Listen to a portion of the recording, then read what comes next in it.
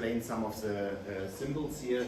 So I'm working as a guest professor at the Justus Liebig University. That's one university in Gießen in Germany. So therefore, if you mind that somewhere, it's related to this affiliation. Then that's the Bird of Prey Center in Hellenthal. It's also a center in Germany run by my family since so I grew up there, and I just realized yesterday that we have the same history. So it was also 3 years of age that I faced my first raptor. So therefore maybe that's a kind of connection between Simon and myself.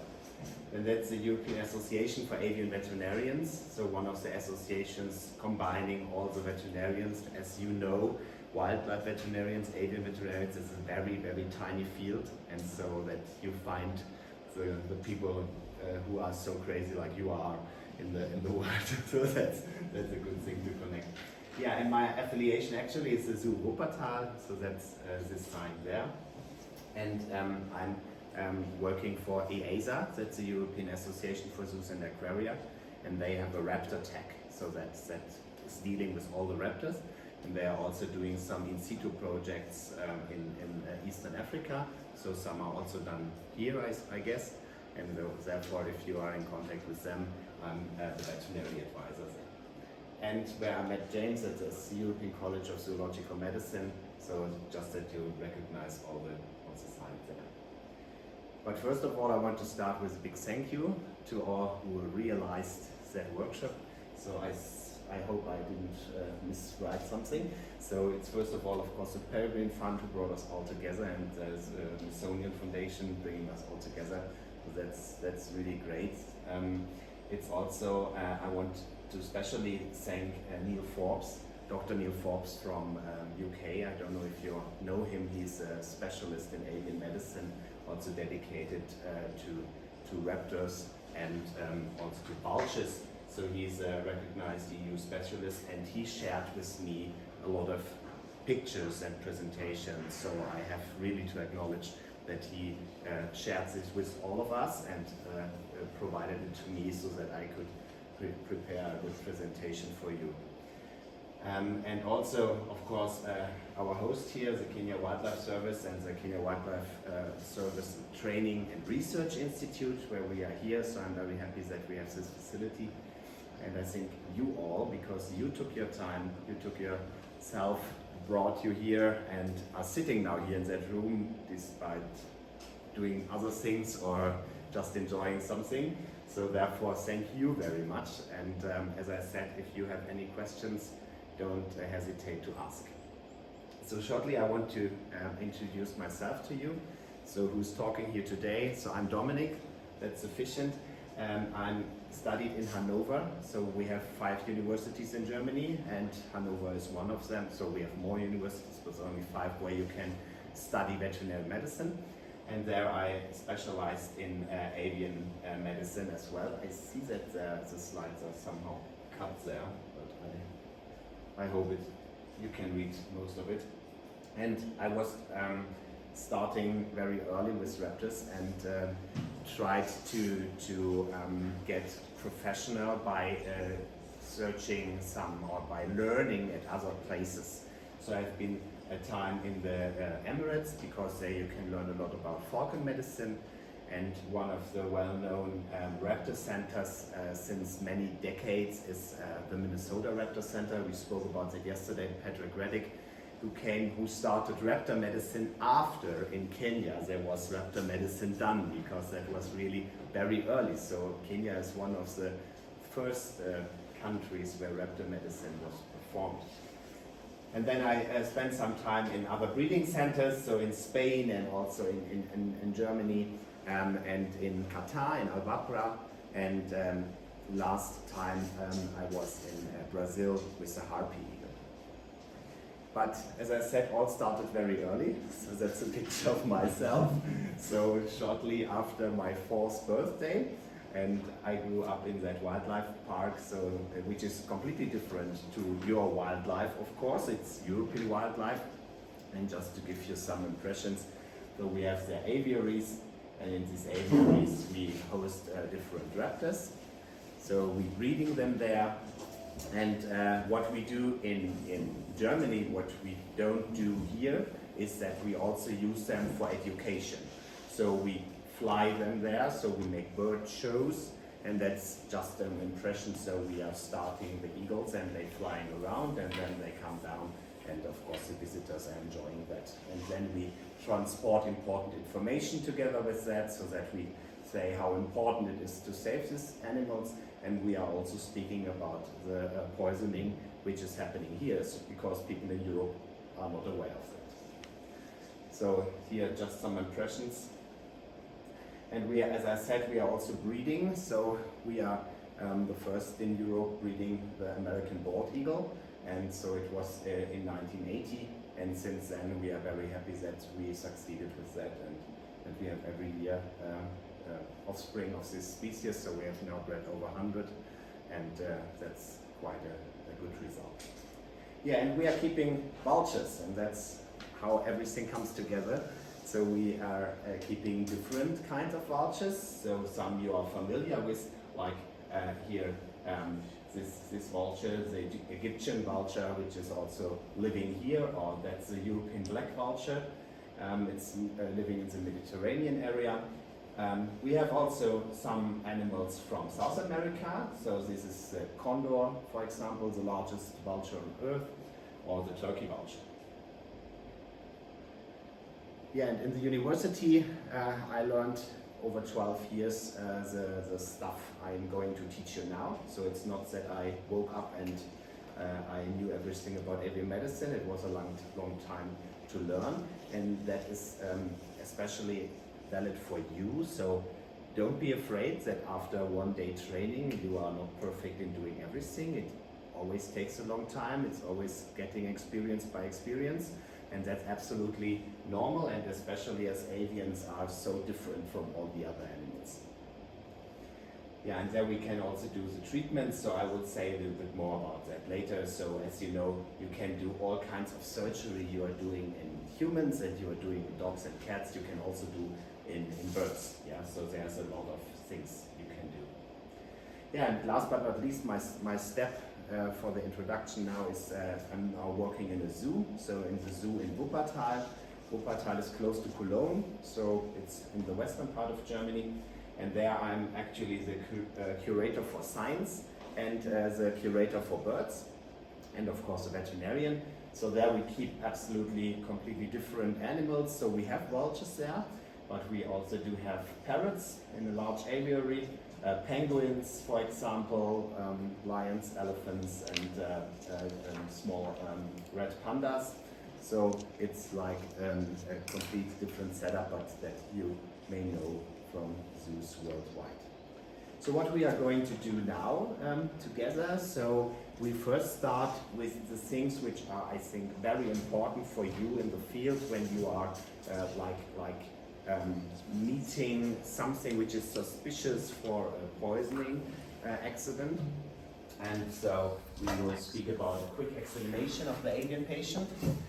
Then we will speak about the first aid, so what to do first, and especially how to rehydrate a raptor, because this is in most cases, this is very important that there is a sufficient hydration.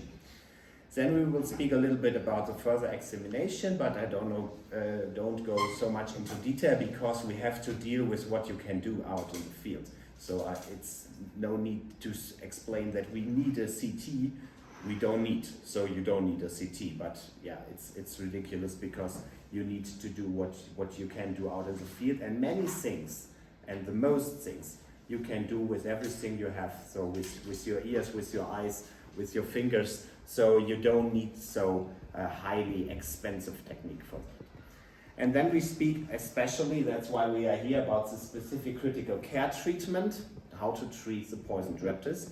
We will speak now in theory about it, but later we are going also to show you how to do it in practical, so that we use it. And then a little bit about transport husbandry.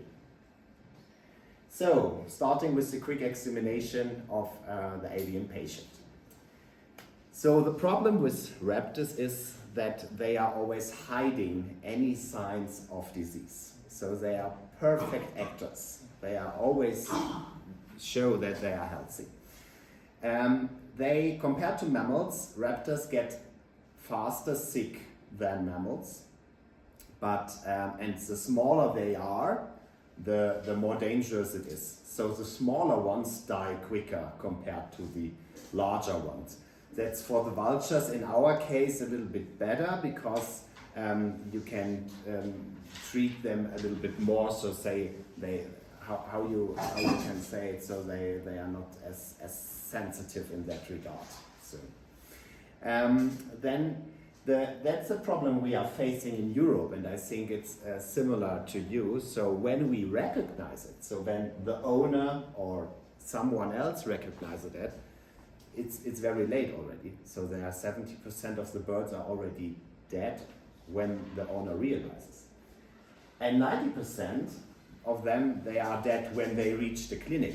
So when you are there, so there's always some delay, of course, there will be still a large number where you cannot help anymore. And that's unfortunately how it is. But we are focusing on the rest. We are focusing on the 10% to save them. So be always aware that they, even if they don't show it, they suffer a lot of stress by transport, for example, especially in this area by high temperature. So you really need to consider that.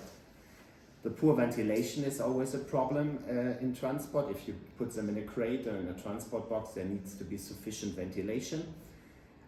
Also the handling is stressful for them, and sometimes if you place them close to other species which are, for example, enemies, so that you you would not do that. But if you have a lion close to a vulture, of course, they suffer a lot of stress. And the most important thing is you have to consider they seem to be in shock. Most of them are in shock, and therefore we are speaking now about shock and how to treat them. And one thing is, even if you now learn how to do things, don't try to do too much and too early. Sometimes it needs a little bit time that the bird can accommodate, that also your treatment is in place, and that you stabilize the patient a little bit more. So don't try to solve the problem within the first minute. First, what you do is you look from distance. If you're out of your car, if you're approaching a scene, you always get an overview. What's going on here? You're like a medical detective, yeah? You are looking there. How is the body posture of that bird? Is it standing? Is it laying? How is the response? So even recognizing me. How is the head position and the movement? Are there any vital signs? If the bird is laying down, is it breathing? Is it still alive? Is it moving? Is there any discharge I can see? So is there blood around, for example, or any nasal discharge or cloacal discharge? Are the eyes open? The eyes is a very important thing. I will come to that later. And how is the leg and wing position? So I go to that a little bit more into detail. So the next slide is nearly the same to that, but with a little bit more detail so that you can see that. What I mean with how is the position of the bird. So we want to see how are the legs, the wings, and the neck. And is there any motion? So that's for us the first sign, okay, we are not too late, the bird is still alive. Then it's very important how it responds to the environment. Usually, if a human being is approaching them, they are absolutely aware that you are there, they are alert, they try to escape maybe, and if the bird is not alert, is not really responding to you, that's a very bad sign. Then how the head position is. In vultures especially, if they are not feeling well, they are very often drop the head, so that the head is really down. That's for you a sign you cannot say, oh, that's typical for this and this disease. But you can see that the bird is not fine, that the bird is sick. So the head dropping is one sign, especially in vultures. Then you look to the wings. Are they symmetrically hold to the body, or is one wing like hanging down? Then you look also to the legs. Is it placing full weight on both legs, or is there only lifting one leg, or only bearing weight on one leg?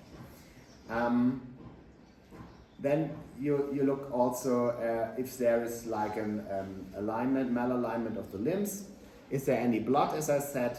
Or also you can look for flies. If there are so many flies covering the bird, it's also not a very good sign, because a healthy bird, of course, there are always some flies, but especially parasites, they are usually away of healthy birds.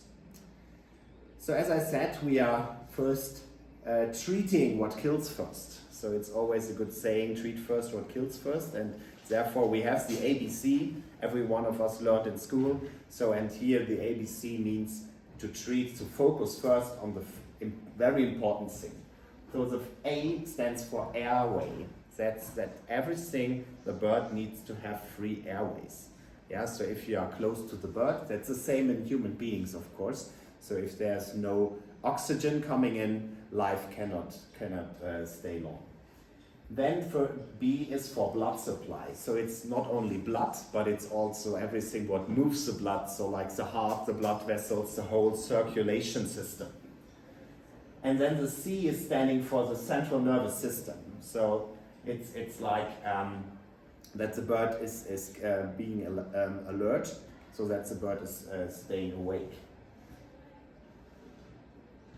Therefore, we first need to know what means, if I have a bird in my hand, what is normal, what are normal values for birds. So that we call the vital parameters. You all know them from dogs, cats, and from cattle, but they are a little bit different in birds, because birds are special. And the first is the body temperature. It's higher than in most other animals. So it is 39.5, 40.5. In some, it's even 41 and 42. So they are not dying because they have a body temperature of 42. I don't know how they do it with their proteins. I have no clue, but it's working. The breathing rate is absolutely variable. So the large birds, they have a lower breathing rate. It's around 30, 35, but there can be like 200 per minute. So it's absolutely different. If you have like a small hummingbird, they have an incredible high breathing rate and also an incredible high heart rate. So in a hummingbird, they recently recorded a heart rate of 800. So you cannot have there any chance to measure that properly. But for us, the large vultures are quite similar to us. So they have like 60, 80, sometimes up to 200. And you look also to the mucous membranes, especially in the oral cavity. And they should be, if there is no specific color, like in some vulture species where they are gray or where they are blue, they should be pink, as in most other animals as well. And it's also important that you realize, what can I do to check if the bird is dead? So there are some reflexes you can check, and if these reflexes are absent, it's not a good sign. So then you are closer to death. For example, the lid reflex, like in dogs, is a very weak reflex. But if you are touching the eyelids, they normally should close it. But they can do this willingly, so they can withstand that. So they can decide, no, I don't want to close my eyes. And so therefore I say this is a very weak reflex.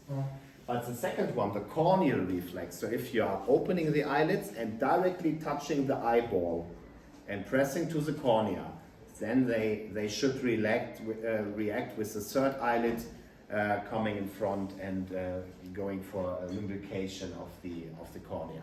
So that's a very good response. Then also the mucous membranes then are pale. There should be in a dead bird no respiration, of course, no heartbeat, so asystole. And if you see that there is a rigidity, that's normally in birds between 2 and 12 hours. So it might be in that time period that you are reaching the bird and that you can see how it is. So, but we are now speaking about the animals which are still alive. so you can see them, and what are signs showing you that the bird is not really healthy, that there's something not right. First is, when they are standing, it's a good sign. When they are unable to stand, it's usually a bad sign. So they would not decide to do so if they know there's a human being close. Are they awake? So are they alert, or are they unconscious and sleeping? A sleeping bird at daytime when a human being is there is also not a very good sign. Then I said the head up or the head dropping. That's a different thing. And I spoke about the eyes before. There's a term, the lemon-shaped eye. So usually an eye of a raptor is round. It's a clear, large eye. But if it's a little bit shaped like oval, like a lemon, that's one of the early signs that this bird is not really healthy. And you can see this in the Saker falcon. You see the eyes are a little bit closed, it's looking a little bit sleepy, and that's a very good first sign how you can see. Also here in this goshawk, that's a good sign how you can see that. Sometimes you just see that the posture is different. That's a brown owl from Europe, and the owl is just not standing upright. Yeah, it's just a little bit crumped together. So that's a good sign that there's something, maybe pain in the abdominal region, maybe also fear. So it could be different things. And if the birds like here are absolutely laying down and they are unable to stand, then they are severely ill. Sometimes you can also see that there's a change of balance. So some raptors do not manage to hold their tail in the right position. So especially when they are suffering from a back trauma, then it can be that the tail is absolutely upright, or that it's not able to hold the balance. So there's a change of balance, and that can show you some inflicts of the central nervous system, and this could be traumatic. We call it also tail bobbing. So tail bobbing is mostly related to respiratory problems. So it's like shaking with the tail simultaneously to breathing. Usually you should not really see if a bird is breathing. If the bird, of course, had an exercise before, a long flight, or tried to escape or tried to hunt, that's a different thing. You all know when you are out for jogging or something, yeah, then everyone can see it, that you are breathing. And that's the same in birds who had an exercise, or which had an exercise. But usually, if the bird is really calm, you should not see it. But if you see the tail bobbing, and if you see other changes of dyspnea, that's a problem then in the respiratory system. Of course, vomiting and regurgitation is one sign that there's something in the gastrointestinal system. And I don't know if you can see that this bird here recently vomited. And it might be hard to see, but if there are some feathers just wet close to the beak, that's a sign that the bird vomited. And I don't know if you saw once when a bird vomited, they're always shaking the head very fast. So you have to also look around. If the bird is transported maybe in a box or a crate, you will directly see that there is like the wall covered with vomited material. And be careful if you are handling a bird, they can also start vomiting because of stress.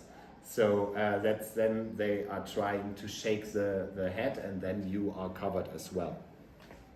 But one other sign might be that you are looking on the top of the wings. So in this carpal region, because after they vomited, they clean their beak by just touching the feathers of the wingtip. So therefore you should look also to that region. If this is wet, it's suspicious that the bird vomited close before. Then this year is one bird suffering from a severe inhalation toxicology. So there was like, they made a new aviary for him and made new paintings to the wall and placed the bird directly inside the aviary. So he really got all these toxic elements inhaled there. And so the bird is unable to stand in the middle of, surrounded by 12 students, and was unable to stand. So of course this is a very strong indication that this bird is very sick. And I don't know, do you recognize here in this bird something which is not normal? So maybe you don't know this bird. It's a European sparrowhawk, so it's a small one. But you can see that both irises, they are different size. So it just suffered from a head trauma, and that you have here an anisocoria, we call it, so that the both eyes are doing separate things. It is not as strict as in mammals, because they can somehow control their pupillary opening voluntarily, so they can have some control over that, not like we as human beings, but it is a strong indication that there is a head trauma before. Then coming also to other things like that, that's a bird from North America, that's a red-tailed hawk. So is there any nerval change? So like central nervous signs we call it, this is a position, the bird cannot move this position. So it's not like that it's curious and looking what's going on. That's really, here in this case, it was toxins affecting the brain, and therefore the position of the head is not controllable anymore. It might be also tremor, for example, that the head is shaking all the time. It might be a kind of nystagmus, that the eye region is shaking the time. So therefore there are different signs of central nervous signs, also that the bird is just dull, sitting there, not reacting to anything. That's one sign that we might also see in relation to toxic and poisoning. And one thing, what I also mention now, is that you might also look into the feces, so that you also, if you transport the bird, you can find their parasites, you can see blood there, you can just see if there is a normal composition, and I will show you some pictures of that.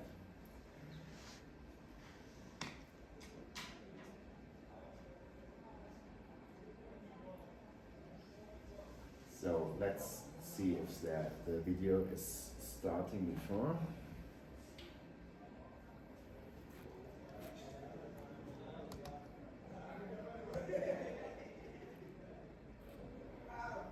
So unfortunately they turned around, but here you can see a goshawk, and this is a wild bird. It's in the garden out, so that's not a trained bird, and the bird is not reacting to anything. And that's really indicative that it might be poisoned, or in this case, this is a bird infected with West Nile virus. So they are absolutely like under complete anesthesia. They are not reacting.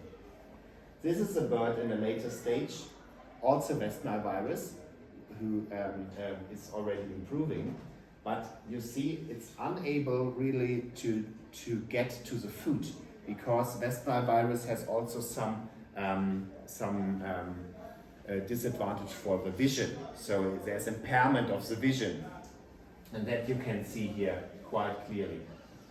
And the last one is also a bird looking as if it would have been completely poisoned. Here, that's a lorikeet, and you see it's breathing, but it's not reacting at all. So there you can always see a small nystagmus, but it's not reacting at all. So this all could be poisoned raptors in an early stage. So there's no real difference between a central nervous virus disease and the poisoning affecting the central nervous system. What's the chances of recovery from West Nile? So there have been some recoveries. So it depends on the species, I would say.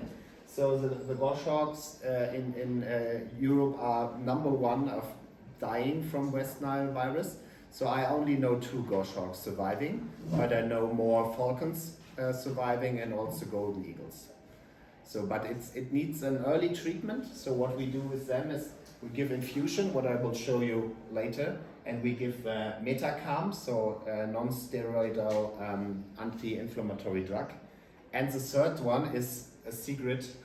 It is ivermectin. So no one thought why ivermectin is working, but it somehow downregulates the receptors necessary for the virus to invade the cell. So, and they now proved it with Usutu virus scientifically in cell culture, that if you give ivermectin to a cell culture, that there are also these receptors downgrading. This is the same, yeah? This is again a goshawk suffering from West Nile virus in a zoo in Budapest, in Hungary. And there's no anesthesia at all working, but it looks as if I would have given ketamine to that bird before. Yeah, but it's absolutely like grabbed down from the field, and this is the same apathic phase as you might see in a poisoned raptor. So just mind that, and if you have a close look, you can also see that the iris is always like try to open and to close. So this like fast moving is also very indicative for that. So first, the priority, focus on what's really important. So of course you can do a whole veterinary exam, but first you don't have the time for that, and it's not needed on that time. So treat first what kills first. So firstly, look, do you see blood? Is there any huge blood loss? Then you can react fast, because if there's something you can stop the bleeding, and we will speak about that also, then stop the bleeding, because there's only a limited volume of blood. So just as an estimate, a bird has 10% of its body weight is the total blood volume. And usually we are taking, so let's take a Cape vulture or a leopard vulture. Yeah, we have there like 10 kilograms. So it would have 1 kilogram, meaning 1 liter of total blood. But you should only use or take 1% of that. So meaning that there is 100 ml is the maximum loss we as veterinarians we would go for to take.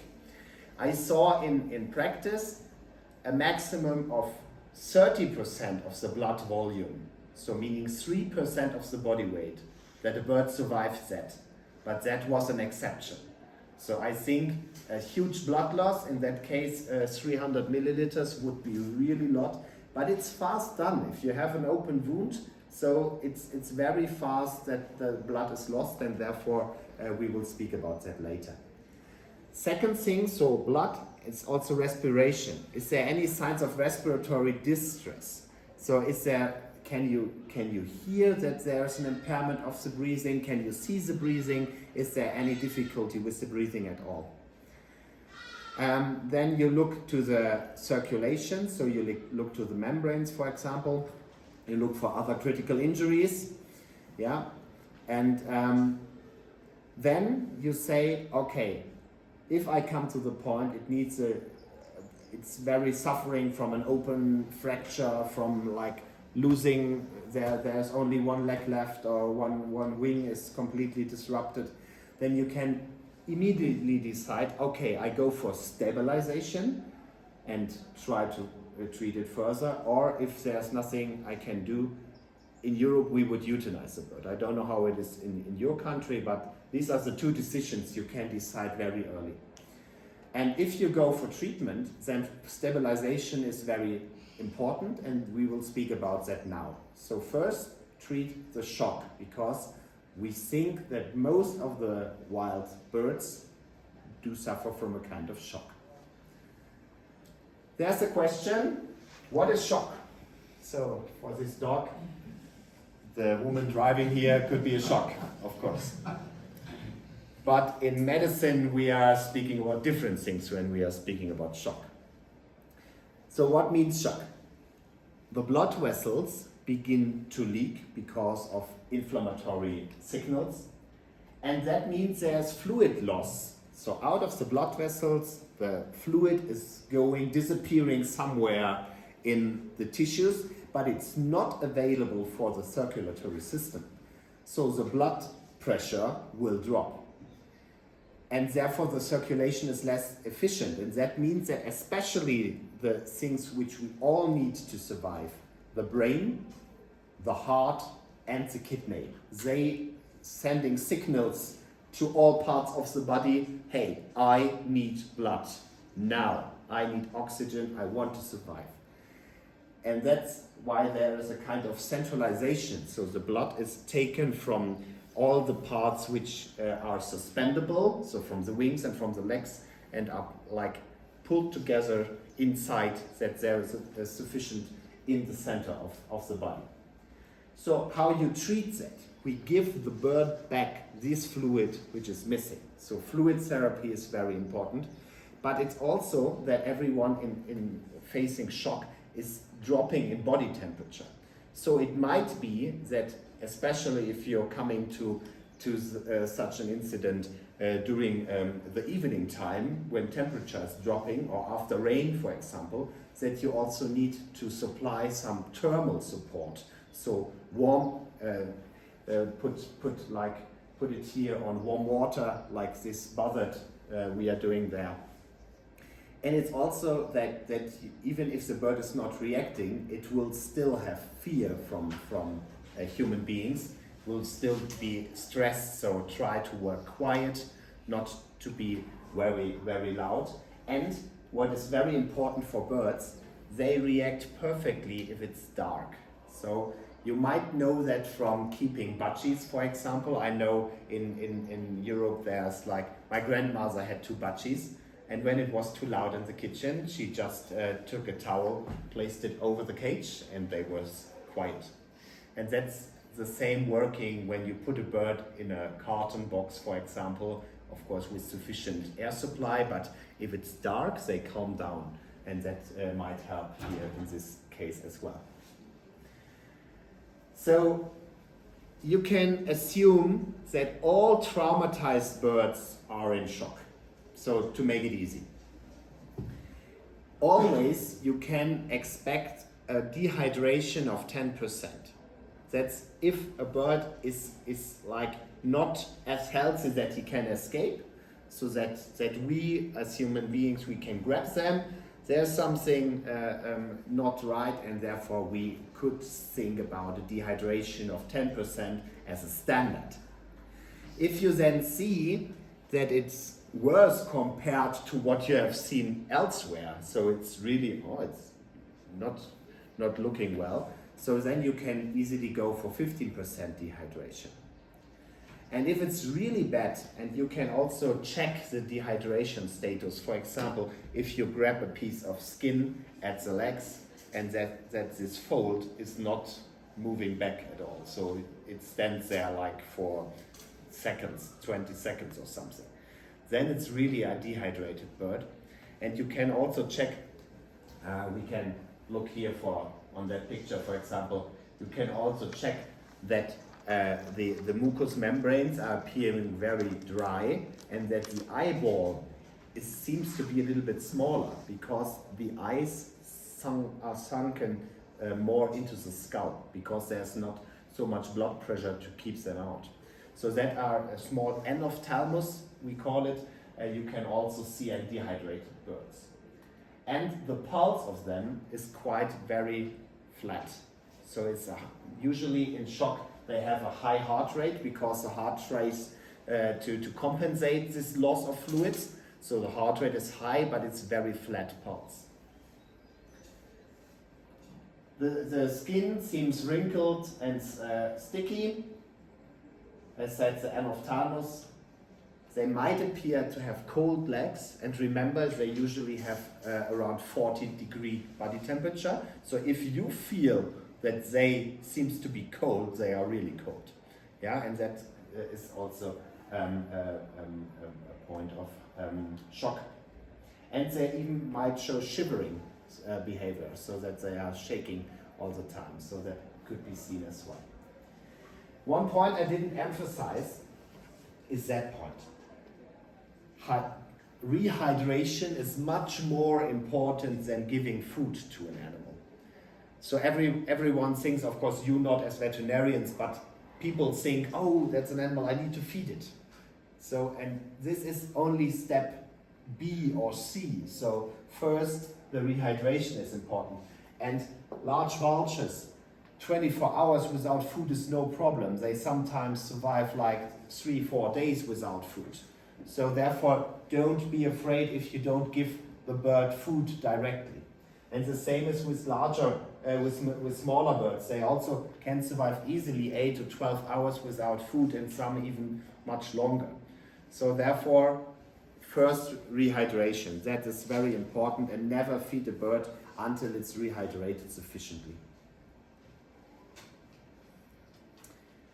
So, to see all this, we need a proper handling.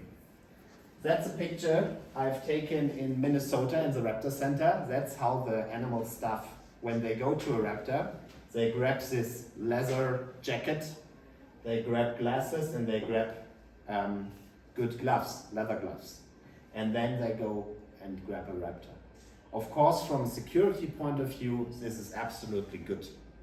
I can understand that you cannot wear a leather jacket all the time, but yeah, that's from the security point of view, a very good thing. Raptors try to bite and they try to grab you.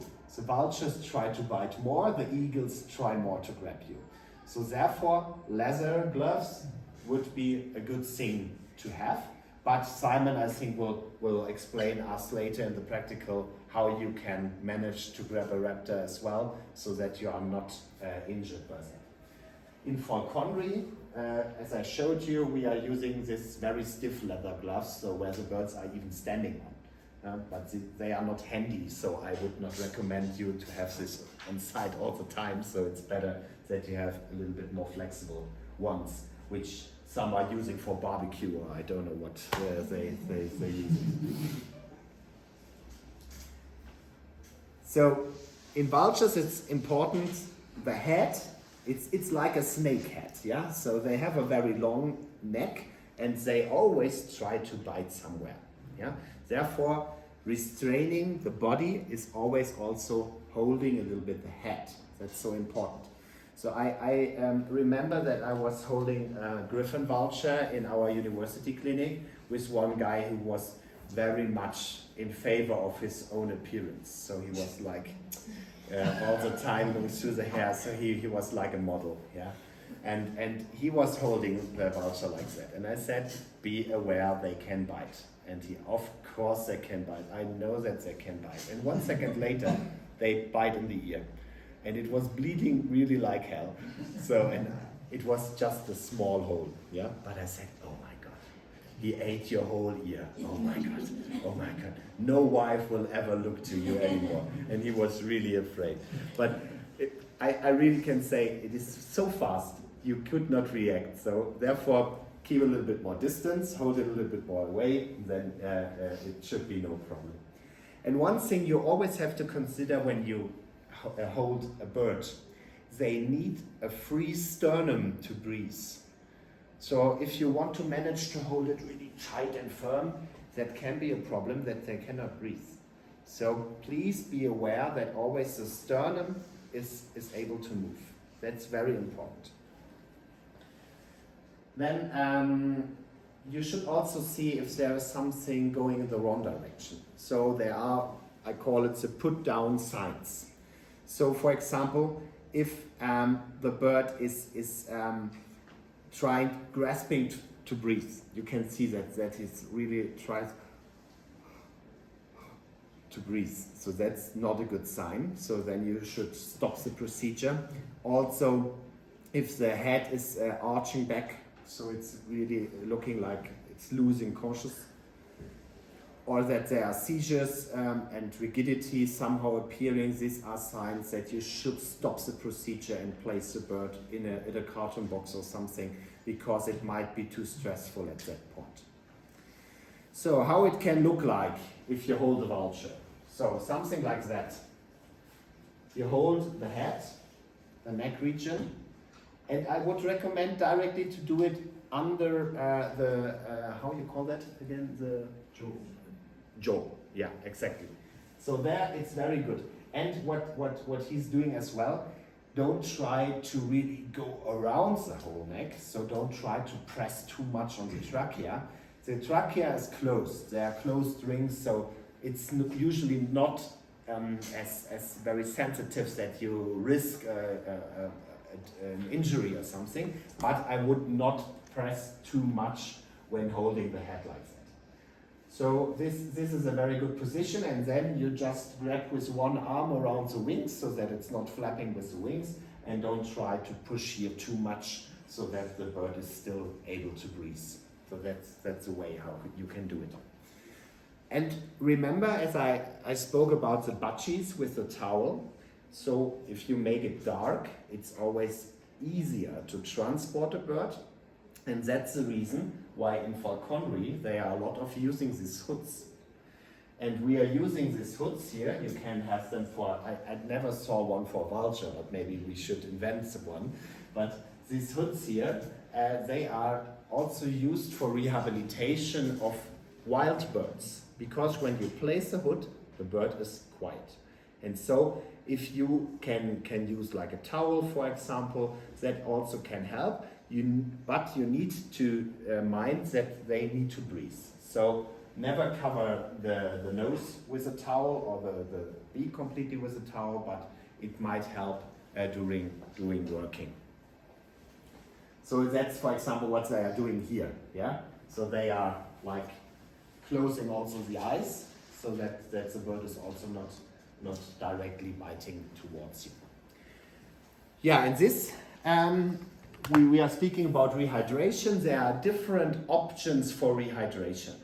And one of them is the easy thing you can do if there is a bird being awake, is able to stand and is able to hold its head up.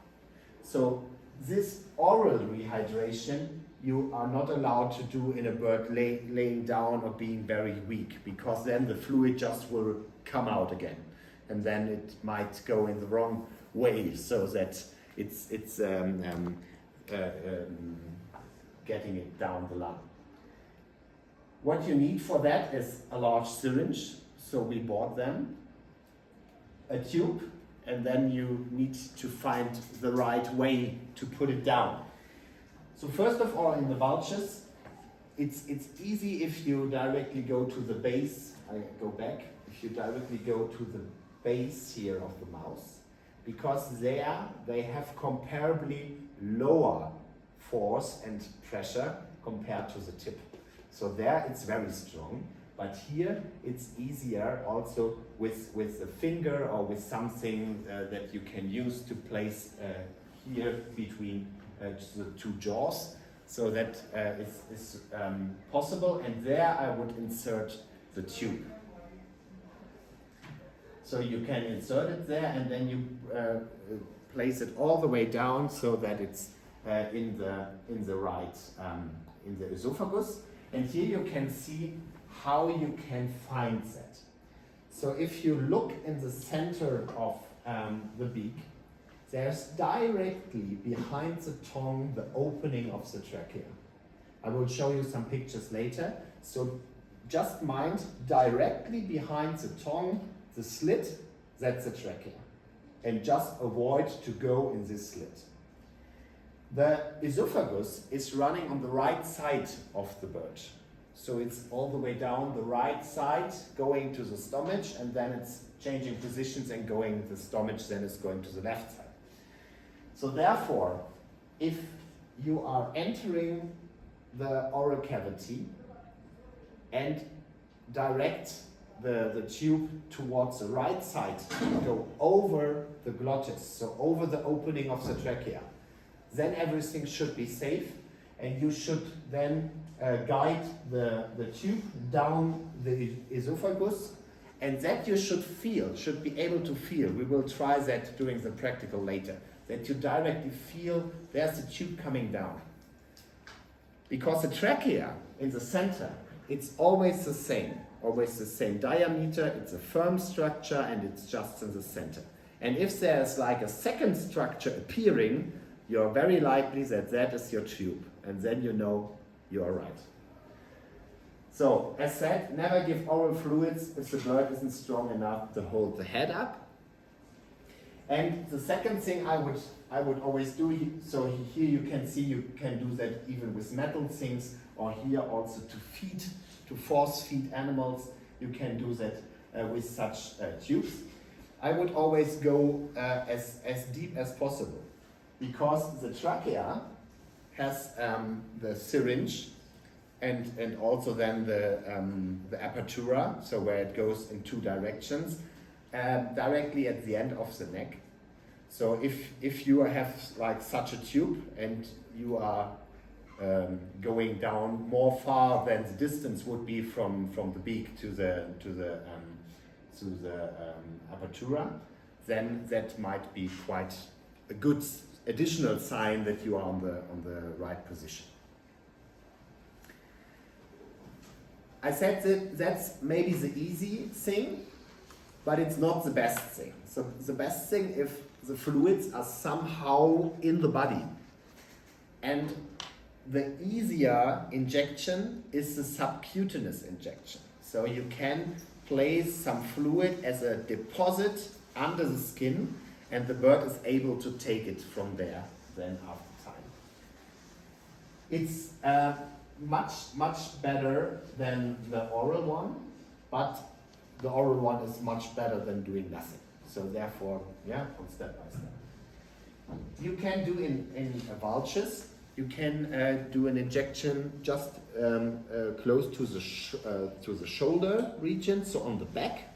You can insert there a needle and place fluids there on the back between the shoulder blades, and there you can use a volume of 40 to 70 milliliter at one spot, so that there is at least a certain saline deposit that could be used by the bird. Of course, it must be sterile fluid because you are injecting it. So if it's contaminated, the bird might get problems by that. And you should administer it in an aseptic manner. So what I mean with that, you should disinfect the region before you should place a feather part, and then you can inject it there. Traditionally, and you might have learned that in vet school, subcutaneous injections are not done at the back. They are usually done in the femoral back, so directly at the leg. If you pull it a little bit to the leg, there is a skin fold, and of course that's also a position you can give the injection. But especially if you have not a sufficient number of staff to handle the bird, this might be a little bit more difficult. But of course, it's absolutely okay that you use this web between the leg and the chest to give there the fluid deposit. There's also a lot of space, so it's not a mistake. It's just another option. The problem is in this region, when you have a very small bird and the bird is moving a lot, that you might be afraid of injecting it into the air sac. In the larger birds I've never seen that, but like in a canary bird or a bird of like 20-30 grams, it's possible. And to say that, I just remind you that are X-rays from an African grey parrot where the air sacs are located. So here you can see all the inner organs, so the heart, the lung, then the liver in the center, the stomach and the intestines. And everything is like a sand clock, yeah, so the heart, the liver and the intestines. And here, all the black parts are air. Now, as you know, in X-ray, black is always air. So around you see there's a lot of black. And here inside we have there these air sacs. So exactly in this region. And you also recognize that the bones are also filled with air. So you see here the humerus and also the femur. there is air too. So birds are perfectly made for flight. They are so light, that's really good. And what I've said now is when we go with the injection, we are here in this region. And usually there's a lot of space, so don't be afraid. But of course, if you would like to go deep there, then you might enter the air sac. That's just to explain why there is a certain fear. Here's the same bird, but in lateral position, lateral position, and there you see also the organs are everywhere, but in the center there's this free field of air sacs, so it's really nicely done that birds can fly. And that's how it looks like if you go in this web close between body and the knee. And that's how the position would be with a pigeon, as you've seen with the vulture. In vultures it's looking similar, but a lot larger. So here you can see how you can do it with the vulture. I would always recommend to use this butterfly syringes because then you are a little bit more flexible. If you put directly the needle to the large syringe, it's sometimes difficult to find the right angle.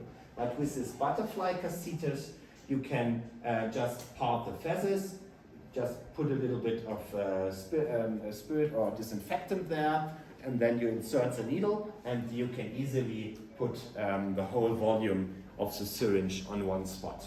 So here it looks like there you part the feathers, and there is the butterfly in place, and you can easily place there the fluid. So coming to the last injection site, and then I would say we make a short break after that. Yeah. So there is the intravenous therapy, and it is comparably the most difficult one, but it's also the most efficient one. So therefore, we will show you how to place an intravenous catheter and how to make a drip infusion. What are the veins you could go for in a bird?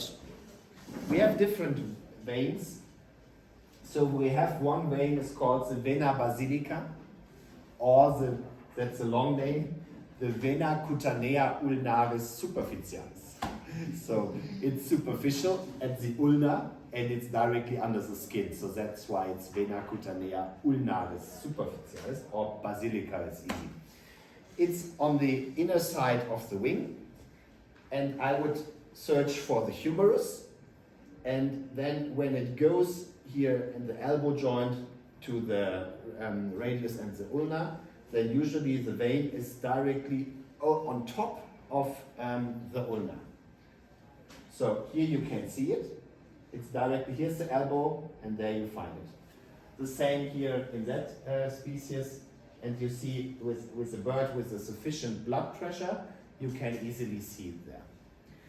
Generally, veins in birds, they are very easy to assess, but it's not easy to stay inside.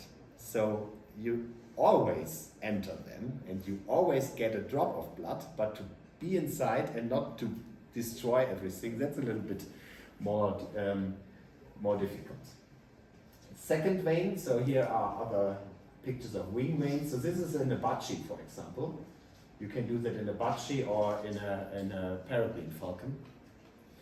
But there are more, and these are the ones we would go for first in a vulture. And this is the vena metatarsalis, so at the metatarsal region. And it's on the inner side of the metatarsus. So here you would search on the leg for such a vein, and this is in a goose, and there in a swan, and you can here see that it's running just here. And the third vein you might assess is the jugular vein. So birds, they have two.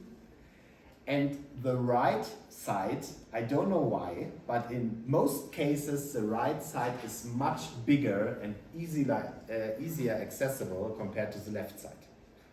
So it was always a joke if there is an experienced veterinarian training a young assistant veterinarian and say, you want to take blood? okay, no problem. And he's directly only showing the left side to the assistant. And if he or she is not knowing that, tries and sorry master, I could not really do it. And then I show you, I'm so experienced, and so it takes the right side. So but you now know how it is, yes? So you go directly for the right side, and then it's better. But here, this is a cockatiel. So these birds, they have 80 to 100 gram, and you could do that like in all sizes of raptors. You could go for the jugular vein. Here are pictures from vultures, and you can see here that there's the vein, just the metatarsal vein on the inner aspect of the metatarsus. So it's just running here, and there you can insert an intravenous catheter. You can use the ones which are a little bit smaller, so some have this, we call it wings, but I don't know how you call it. So the lateral plastics there. But you can use both ones are sufficient there. And here's another picture. So you can see here is the vein running, and so you can insert it here and can give a first bolus injection, for example. So you can give, for example, 20 milliliters per kilogram as a bolus injection, and then just let this as the first initial treatment and repeat it after 2 hours. But of course, it's always better if you have once a catheter in place to secure it, and therefore to give there more intravenous therapy over longer time. And there is this rate of 10 milliliters per kick per hour. We will go to that a little bit later because it's sometimes hard to calculate, of course. So here's one example. We said that birds usually have 10% of dehydration. So you should then therefore put the drip, so it's always, if you are standing there, how fast should the drops come down? So if you have one drop every 3.5 seconds for the first hour, that's like a very good thing. So you're just counting 1, 2, 3, and if it's a little bit more than 3, that's sufficient. So then we have a good rate. And then one drop every 5 seconds thereafter should be then also sufficient for the rest to cover that it's not too fast, because we do not want to cause like a edema, lung edema, for example, but it's also not too slow. And until the end of the day after the admission, that's a sufficient rate, and then we should afterwards have also a very good fluids therapy at the end.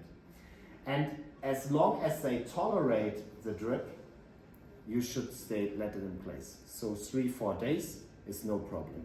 And usually vultures suffering from intoxication, they tolerate it very well.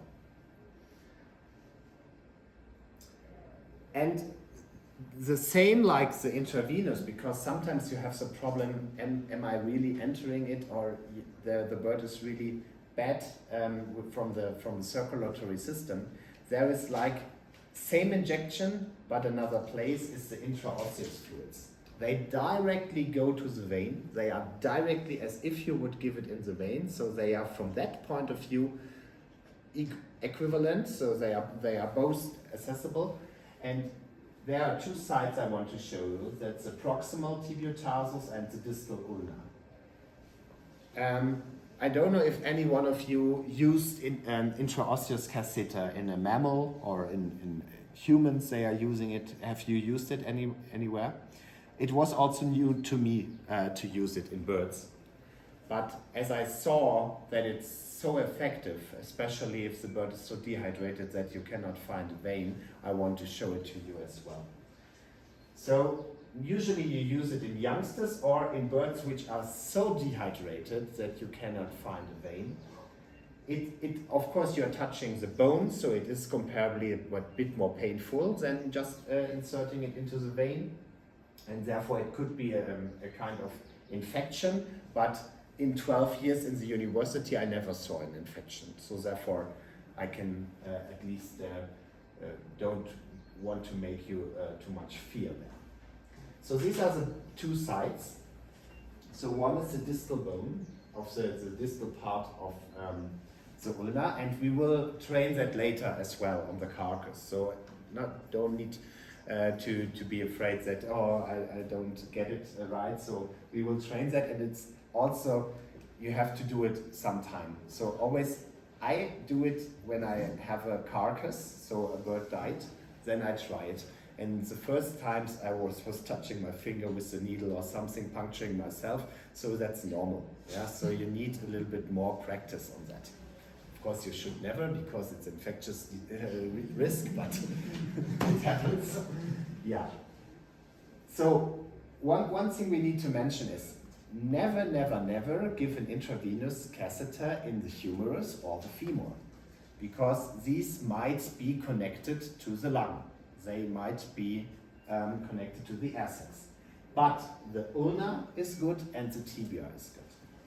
And here you are just searching on the distal and on the dorsal aspect. So the outside and the distal aspect for the small bones of the carpal joints. And then you are touching like the distal, that's like a small tuberculum there, the end of the ulna, and inserting a little bit from a 45-degree angle in this distal aspect of the ulna. And then you are directly in.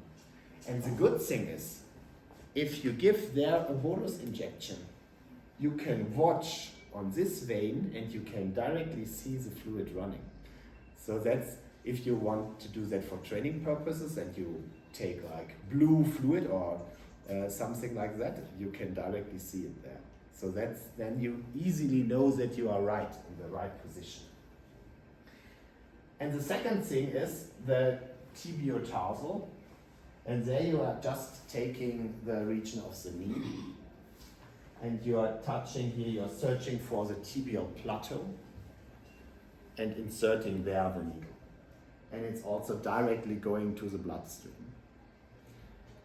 So that is a very, very good and convenient method.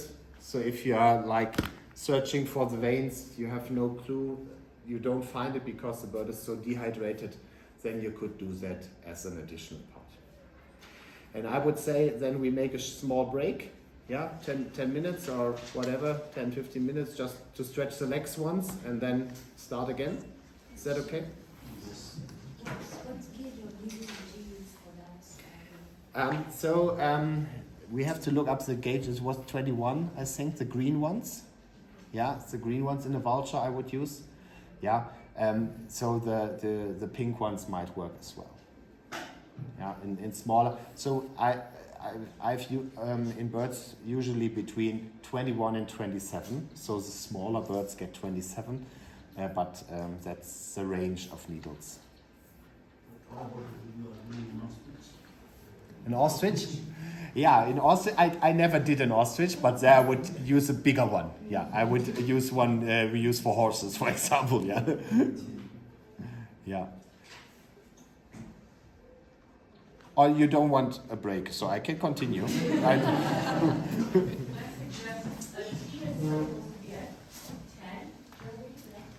Ah, okay, then we continue until 10? Maybe we just stand up for 2 minutes.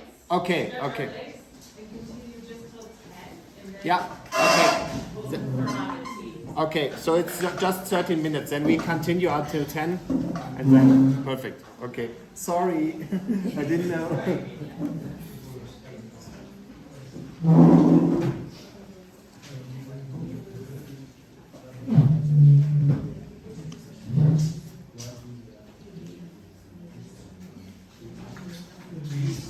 The ulcers now because keep the needle in there for a week.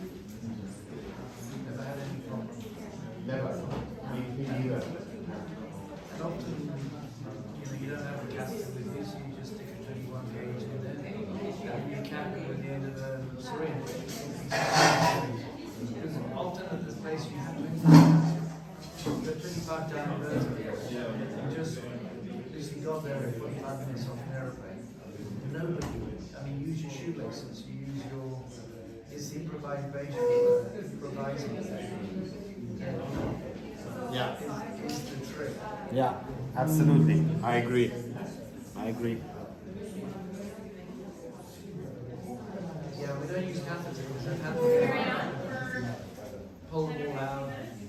You know, as long as they literally within like 6 hours of things like that. Yeah. So it was like dead easy to do, and then within 6 hours it's kicking, and then it becomes a real problem. Yeah, of course. And we, yeah. Subcutaneous ones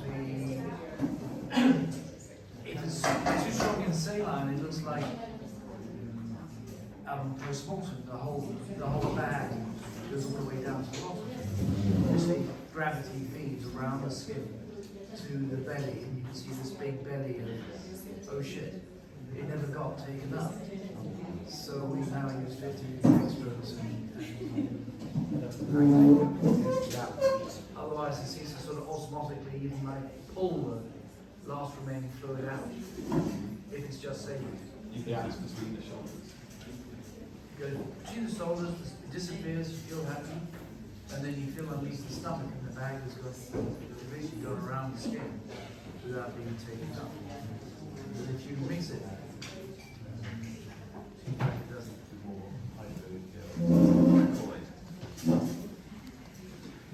So what do you use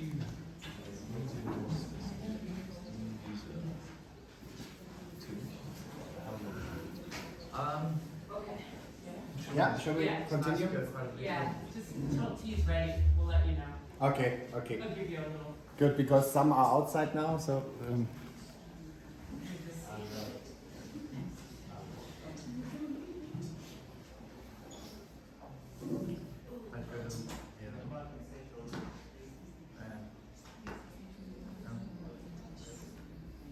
wish we had more exposure to Yeah, and do a sabbatical? and you know what, yeah. But you also know what's working in the field, so therefore we can like plan everything what's feasible, but it needs to be done fast and everywhere. all the time you're taken by surprise. All the time it's Yeah. an emergency and you're all gone. Yeah. It doesn't matter how much you feel as though you're prepared, you're not.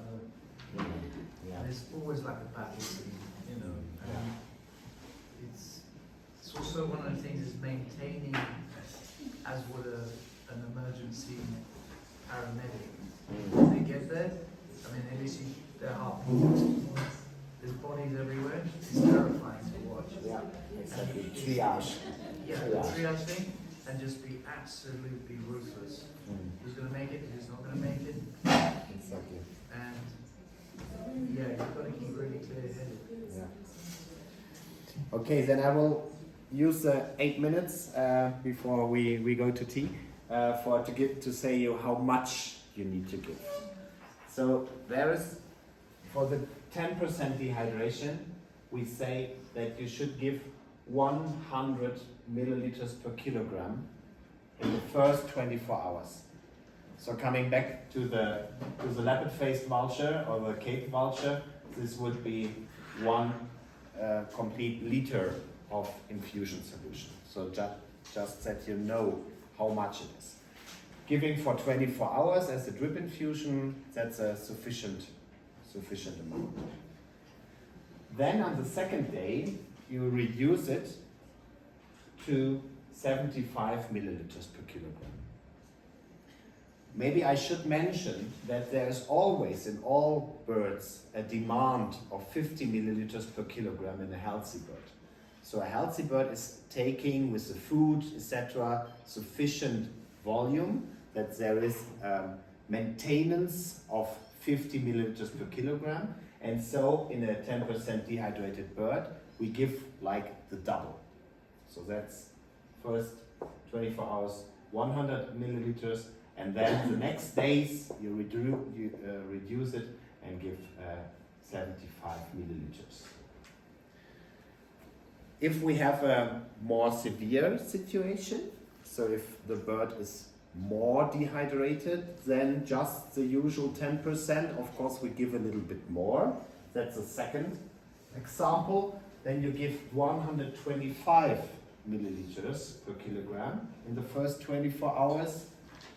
And of course, no one counts if there are 90, but so just from calculation, it would be 87.5 milliliters in the next 24 hours and also on the third day. So coming back to the Cape or leopard-faced vulture, that would be 1.25 liters of infusion solution,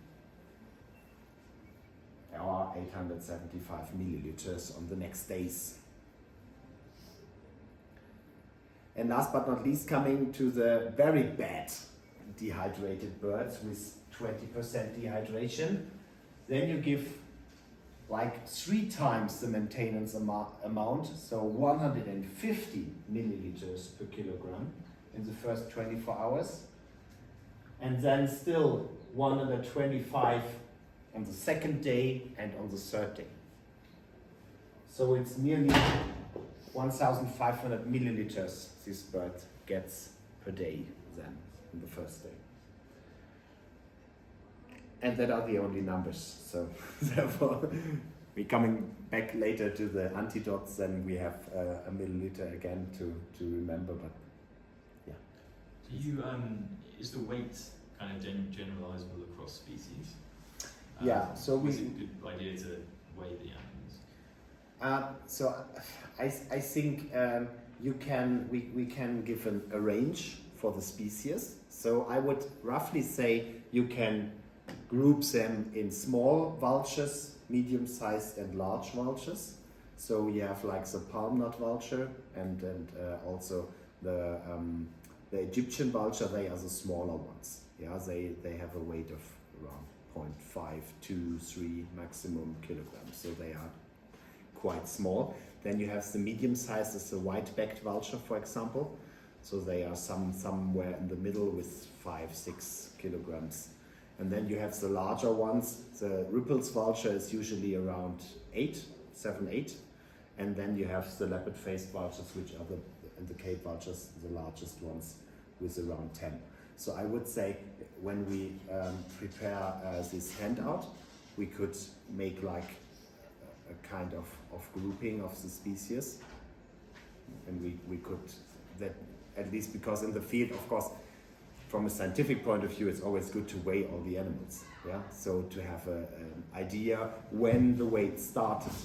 But it depends. If you have there like 20 suffering vultures, no one has the time to take out a scale and to weigh them. Yeah, but at least to estimate, is it a large one or a small one, and then are we closer to 10 kilograms, or are we closer to 2 or 3 kilograms, or something in between? I think that should be a good move to start. Yes. Oh yeah, please. In the market here we have any fruits we can push for. For example, we have hyenas latex, and also we have monster live. We Mhm. have about 10% glucose, even 50% glucose. Mm-hmm. Depending on you as a clinician, which one do you prefer to give at what time? Because we can have a buy for days. Mm-hmm. We don't want the days. Can you give us a feed as a clinician? So I usually like also to mix it. Do you have the glucose 5% as well? Yes, because it's So, not yeah. I usually mix it half and half for the start, so that we have like Ringer's solution you could use, or sterofondine. This is more or less the same, and you can mix that with the glucose solution for the initial treatment. But then I would continue with the Ringer's solution.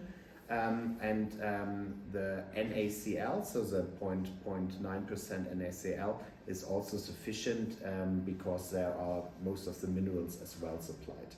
So in most cases I was fine with the Ringer's solution and the glucose, and did not use so much of the saline, the pure saline. But if you have just an initial phase in the field, there's no mistake of using the saline. I don't know if you, Simon, use different, but No, lactated ringers and dextrose, half and Yeah. half, yeah. so that's the same. So glucose, dextrose is the same. So that you have like a energy source, and also you have the minerals in your fluid, so that there is no so much change of natrium, kalium, etc. Yeah.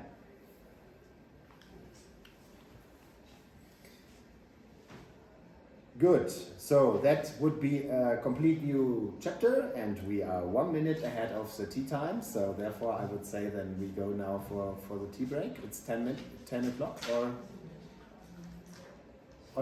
or I continue until you tell me. Just continue, Okay. because they're gonna bring it here. Yeah. We said usually in a weak bird there is no option to perform a complete veterinary examination. So first treat the shock, and after 2 hours you can go back to the bird and see how it's doing, and if it's fine you can start a more detailed veterinary examination.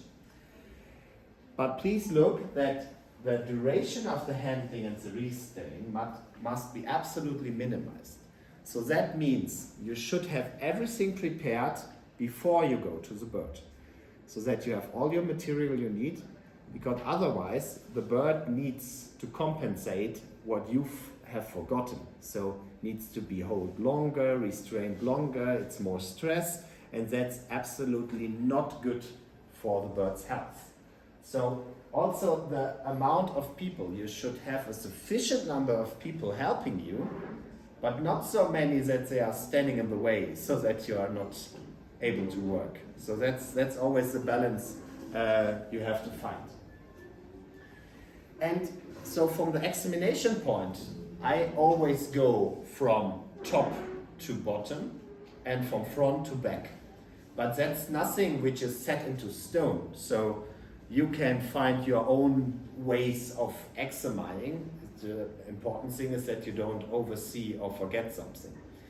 But first I start with everything the bird needs to survive.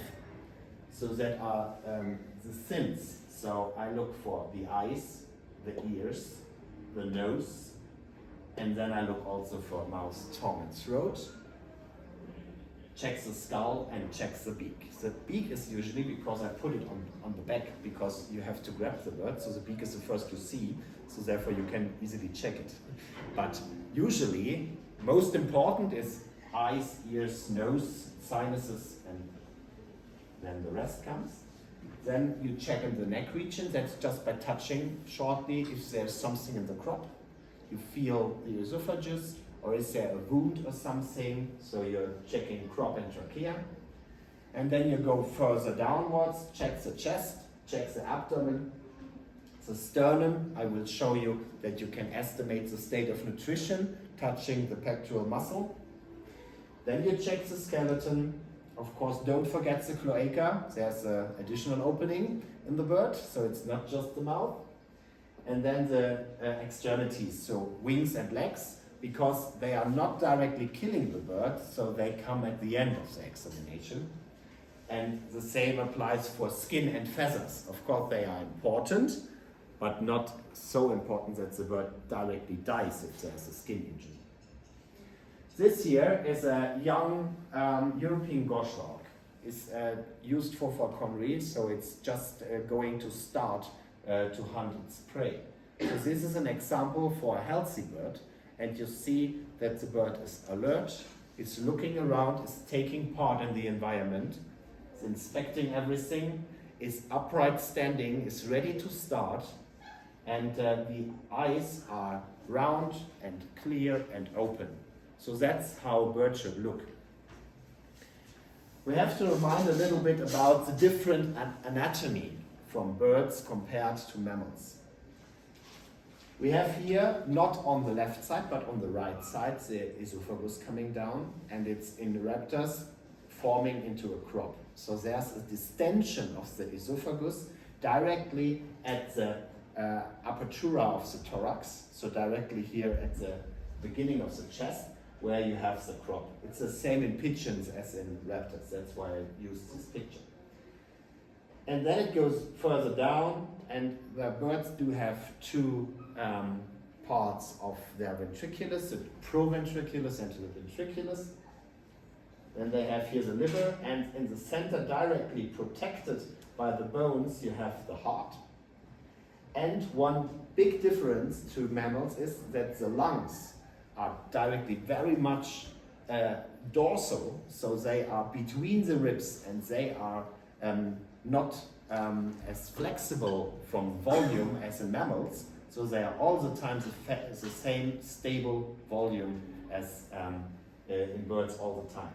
So therefore, that's important for maintaining flight and also for having a good oxygen supply during flight, because flight is very, very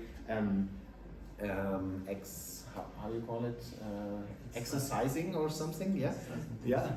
So they need, if we would fly, so I think no one of us would survive, because we are not as fit as a bird. So they can do it so perfect, and it's like the respiration rate can increase 20-fold during flight. So because the oxygen demand is so high. Then the second difference is that the kidneys are also just on the back side, so they are just below the lungs, also directly between the bones, and they are attached to the back.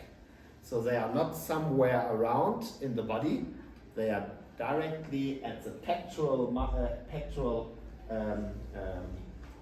bones, attached to the bones. And then you have here the gizzard and the intestines. But as said, we start with the examination in front. So first is the eye examination. So you see here different signs where something is not all right. What you can see in this pigeon here, can you estimate what's that? It's a little bit difficult with the color, but what you think you can see here?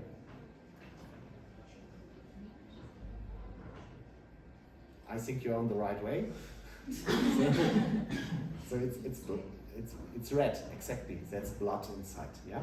So you have blood in the front eye chamber, and that does not mean that this is a really severe injury. It can be reversed. So if it's just in the anterior eye chamber, if it's really completely the eyeball full of blood, of course the bird might get blind. And here you can see the difference between the pupils. So that's the appearance of a cataract, as you know from mammals as well. Yeah, so there is something with the lens, and this bird is not able to see. But this is an owl, and in owls this is not so important, because they mostly locate their bird with the ears. So if they just have one eye, no problem, they can survive very well. So in the later days, we thought they need also two eyes to survive, but there's a lot of rehabilitation done with owls only with one eye, and this looks quite more promising compared to raptors. Here is a different compilation of eye injuries, so what you can see. So this here, you know the fluorescein. The fluorescein test you can apply easy also to raptors. And sometimes when they try to catch something, they are like dorns or some branches or something hitting the eye, and so the cornea is somehow defect. And then you can show that very good. If you see this, you should also, if available, treat this injury, so the corneal injury, because this injury would be in 3-4 days looking like that. So that's a whole eyeball inflamed with pus. So it's a complete eye inflammation, and antibiotic eye drops would have helped in this case. Yeah, so that you realize that. Some birds you find do have from birth onwards malformation of the eyes. So you can also see this is a bird who has always a meiosis, so always a small pupil. since childhood. So there was no thing really causing it, but it was a one-eyed bird ever since. And this is a traumatic injury, so that was hit by a car. That is a little owl from Germany. And this year was a case where the eye injury was left untreated. So then the fluid can run out, and so the eyeball is lost. Yeah?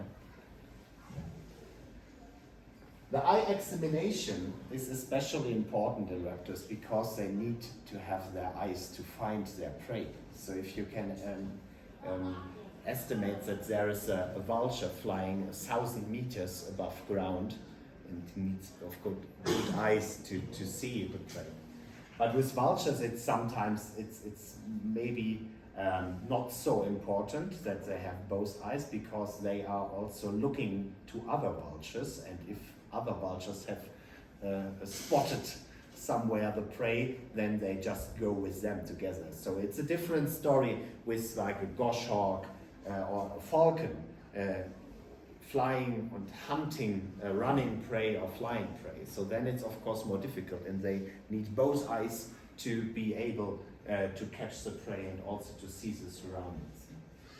Here you can see that the eyeball in birds is huge. So if you have the whole skull of a bird, there's nearly everything is eyes. That's the reason why they are not so clever sometimes. So they cannot, because there's not so much space for brain. Yeah, especially in the owls. So the owls, they have so long eyes. That's incredible. So there's really nearly only eye. But they use their brain so sufficient that they are still clever. So I'm not saying they are not. And this is how a bird eye is looking. There's one specific structure in the middle that's called the pecten oculi. This pecten is very important for the supply of minerals to the whole eye. We have seen very nice pictures, so where they gave a special colored fluid to the blood. And so you could see that these colored particles are distributed from this pecten in the whole eye, and especially are supplying the whole retina with important nutrients. So this structure is very important. And it's looking like my hand, and it's moving very fast all the time. And so if the blood transports nutrients or oxygen, it's moving and is always giving that as in the vitreous fluid, so that it reaches all regions of the eye. Therefore, even if you cannot see it from outside, so if you just look with the naked eye in the eye of a vulture, you cannot see that really. But if you use like an ophthalmoscope, for example, and I know that some rehabilitation centers bought one so that they can use that, then you can see this structure here, and this is here the pecten oculi. This is using an ophthalmoscope. There you can see it, how it looks in real. And you can see here like the fingers, this structure, and it's always moving like that.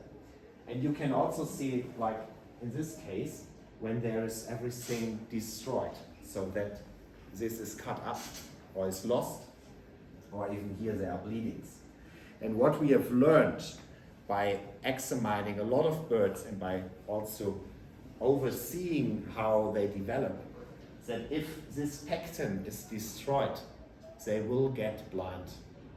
So therefore, for rehabilitation purposes, and if you decide what to do, if you see this, that both eyes are like going to be blind, this is not a bird you can release, because you cannot release a blind bird.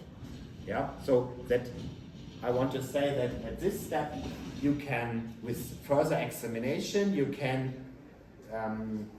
better formulate the prognosis of the bird. The same is with the ears. I don't know if you ever saw a carcass of an owl. Who did have a carcass of an owl or a living owl directly in the hand. If you once have, please search for the ears.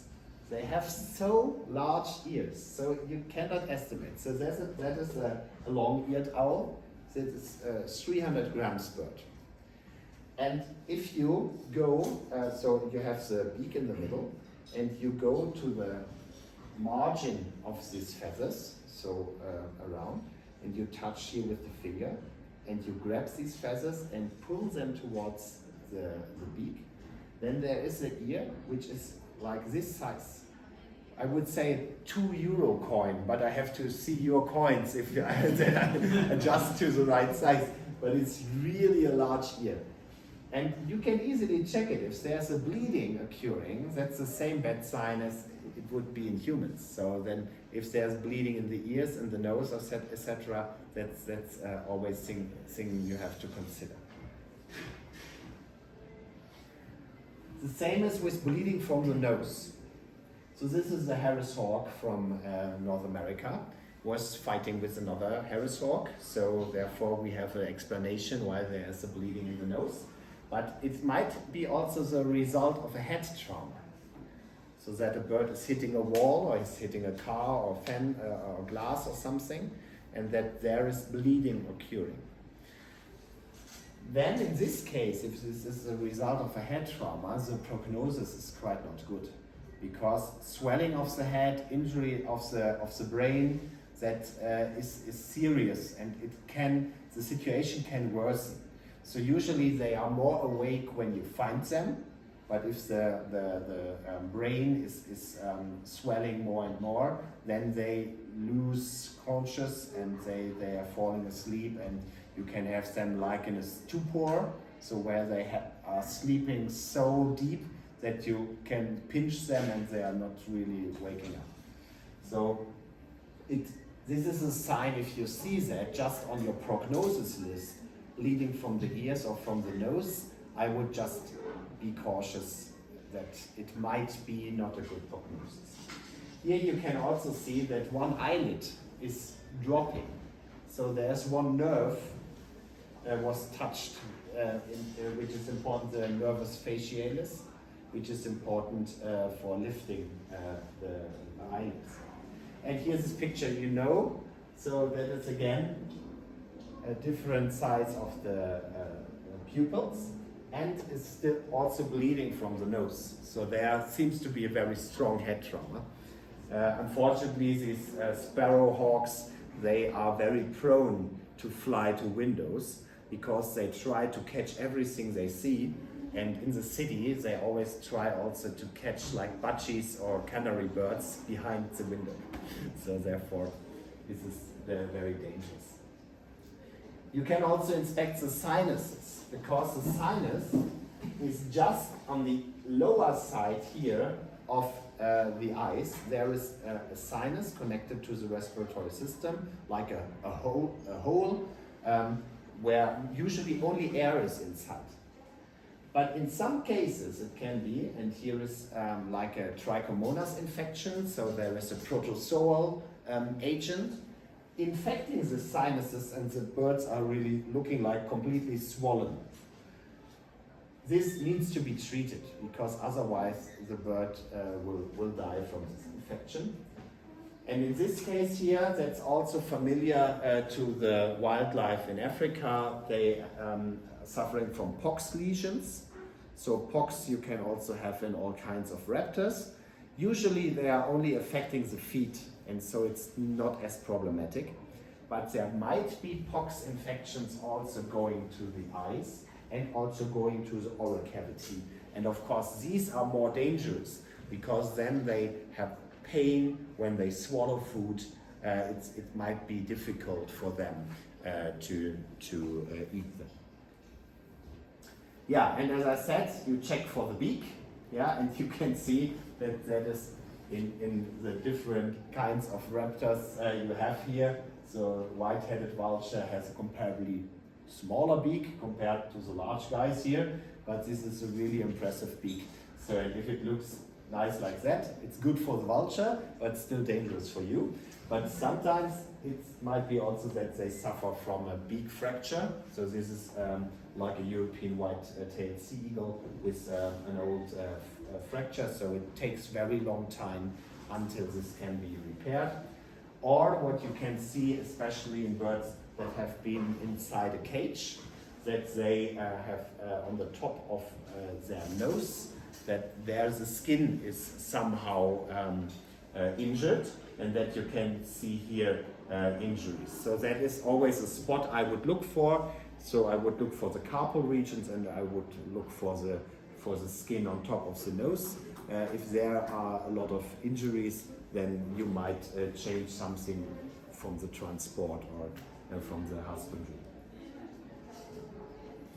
And inside the oral cavity, you can, of course, see after trauma if there's blood. And there's one spot I would always look for when I inspect the oral cavity. That's, of course, the trachea and the throat, but you mind this small slit here? That's a choana. The choana is only in birds, but it's directly connected to the nose, and it's very close also to the brain. So therefore, if there is blood coming, that's the same severity if there's blood from the ears or blood from the nose. So it's very much detected or very much connected. So I would always, it's just if you open the beak, on the upper side of the beak, there you should see this slit called choana. And sometimes you can see, like here, that there are some parasites living on the tongue, for example, that are hair worms. They like to live on the tongue, but that's not so severe. So we are looking in the throat and in the mouth for blood. That might be a sign of trauma. For some erosions, so maybe if they ate something that was like acid or something, there might be erosions, so injuries of the mucous membranes. Also the toxics they are eating or ingesting, you might see them. They are sometimes colored. We will speak about that during the week. So sometimes you see there is like a purple color, or there is a red color, which is somehow looking not right. And you might see some deposits. So like here, this is this trichomonas, which you also know maybe from pigeons and from chicken. So this is a parasite living in pigeons and chicken, and it can also be inside of raptors. So when they eat on pigeons, they can get the parasite, and then you can see this here as well. Yeah, and as I told you that especially the pectoral region and the sternum is important to assess the nutritional status and the body condition score of birds. And so that is, if you would cut the chest like once through and look then on your cutting site. So this is the sternum, and this is the muscle. And this picture you rarely see in, what was the question? No, I'm just saying how I touch. Yeah, exactly. That's the movement, exactly. So, and this picture here, you nearly never see in wild birds. So only if you have a very good hunter or a very experienced bird, so then you might see this, but this is not usual. Usual is that, yeah, so that you have the average of 3. So I would say something between 2 and 4 that might happen. So 5 is a very, very fat bird, and 1 is a very, very thin bird, so nearly dead.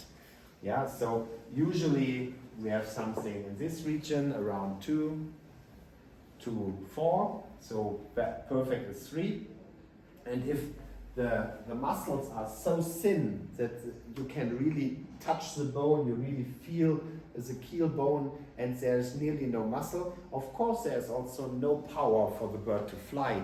There's no way to escape. And why is there so less muscle? It's not because it's not good into training, it's because the bird is starving And so it's taking the energy from the muscles to survive. And so muscle by muscle is degraded. And that shows you that this is not a process for the last 1-2 days. That's a process going over a longer time. So if you have a bird with a bad condition, it's more likely to be a chronic process.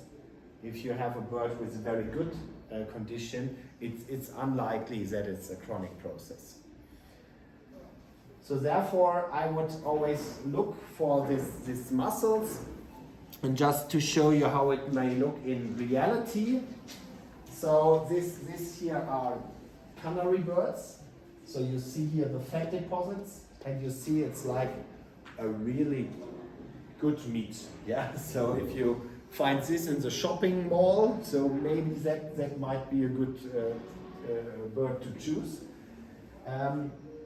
This is typical for migrating birds before they start migration. So then they are full of power, they ate a lot before, they trained a lot, and so they are starting, and during the course of the migration, of course, muscles will decrease, and so this is like, you see it very often in nature. So this would be like a 3, something like that. Unfortunately, sometimes you can find these birds, and this is a post-mortem picture, and you can guess what's the reason for the post-mortem. So this bird really starved to death, and the problem here was it was full of parasites, eating like everything he ate, yeah, and so the bird was really, really thin.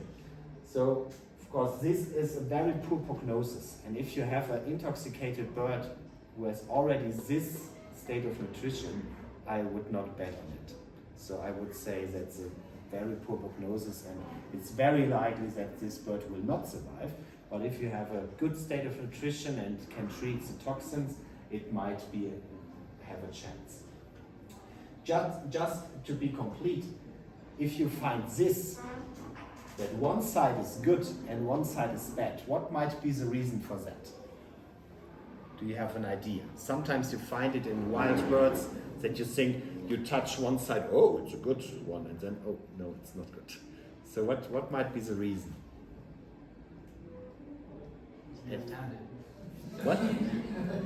you what? It's left-handed. Yeah, maybe. I think Left-handed.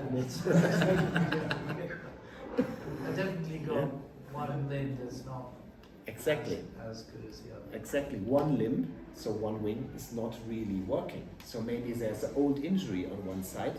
So the muscle slowly degraded on this side, and on the other side it's normal. So in birds with broken wings for a long time, or with some other injuries of the wings, we sometimes see that. So just as an idea. Yeah, and checking the wings would be, yeah. Whenever you're ready. Okay. And checking the wings is then, after we have everything with what the bird needs to survive, is then the next step. And there's one part of the wing which is very often overlooked, but it's important for flying, and that's a patagium. The propatagium is the skin between the rest of the wing and the shoulder. So this web here, this is a patagium. It's just here close to the skin. And you can see here, this is the shoulder, and this is the carpal region, and here is the propatagium. And this is usually an injury when they are somehow caught into wire, especially into barbed wire. They suffer from injuries there. And it might look like this, that it's a very chronic and old injury. And when they lose this web completely, they cannot really spread the wings and they cannot really fly. So therefore, it is not, on the first hand, you think, oh, it's not important for survival, but on the long term, if the bird is not able to fly, it might be a problem for survival. So check this, and then of course you also check the wings and from the start, so from the shoulder region to the tip.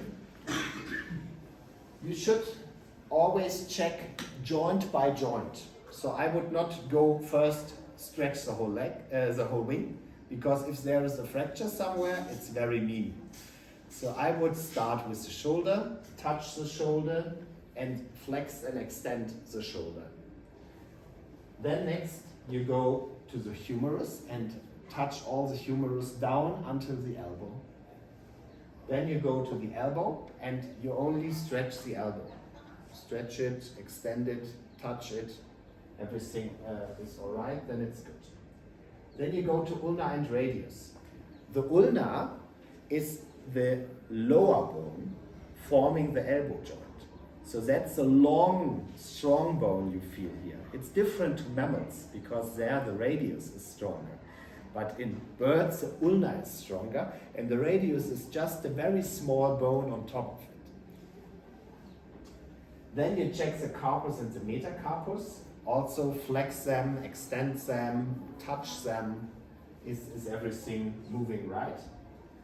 And then after that, you check also the plumage, so the feathers of the wings. Are they complete? Are there large feathers lost? Or how is the status of that? I don't know if it's such a high problem here, but at least in Europe, we see with raptors a lot of problems with wind turbines. So they all want to change it, and as I was flying here, I was crossing Portugal, I saw that the whole Pyrenees are full with windmills. So I wasn't aware of that, but I saw them a lot. And in Europe we have especially eagles, red kites and vultures. So these are pictures from Spain. So there are especially these three groups regularly hit by the windmills, and they can of course suffer from severe wing injuries. But there are also some things, if we are checking the feathers, some small indications. So you are now again the medical detective. So there are some small investigations showing you that there is something not right for a longer time. And they are called threat bars or stress bars. And these are these small lines here. So if you look on the feather in the light, you can see small lines which are not colored and which are very often like not a complete or not a good structure of the feather.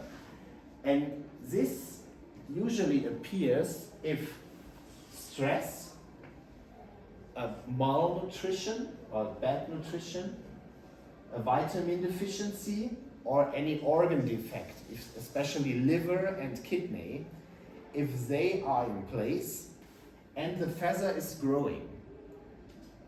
Usually one of these bars is a time period between 4 to 6 hours. So if there's a stressful event during this time of growing, you might see one tiny stress bar. That can happen. So sometimes nature is stressful, that's okay. But if you see like a parrot like that, where there are so many stress bars, there is something not okay. So that is like a diseased bird, or maybe there is something in the surrounding causing this disease or this stress. So this shows you that this is a chronic status. It shows you also if you have stress bars in every feather, that's most likely that this happened to a young bird, because in young birds all feathers are growing at the same time. If you have this just in single feathers, it's more likely that it's an older bird changing these feathers at that time, and so the stress bars are only in these feathers they are changing and not in the rest of the body. So if only one feather is affected, it's a rather short period. If more feathers are affected at different places, it's more on a long-term illness, or it's possibly an ongoing illness. And then I would also check if the feathers are already molted, so already changed or not. So how is the status of the molting? And then you can estimate how long the inflict took place. You can also check on the feathers if there are some parasites. So there are feather lice And they are usually present in wild birds. So I would not be very surprised to find a feather lice on a wild bird. However, the number says you something how healthy the bird is, because they usually preen it off when they are healthy, when they are cleaning their feathers. And if they are not doing that, it might be the reason because they are sick or because they are weak. So therefore, I would check that and get an overview how is the status of the ectoparasites. These are the feather lice, and they have like nesting sites, so a lot of eggs at the base of feathers. So if you like look, especially here in the region directly close to the shoulder region, if you look at the smaller feathers, they are very often completely covered with eggs of parasites.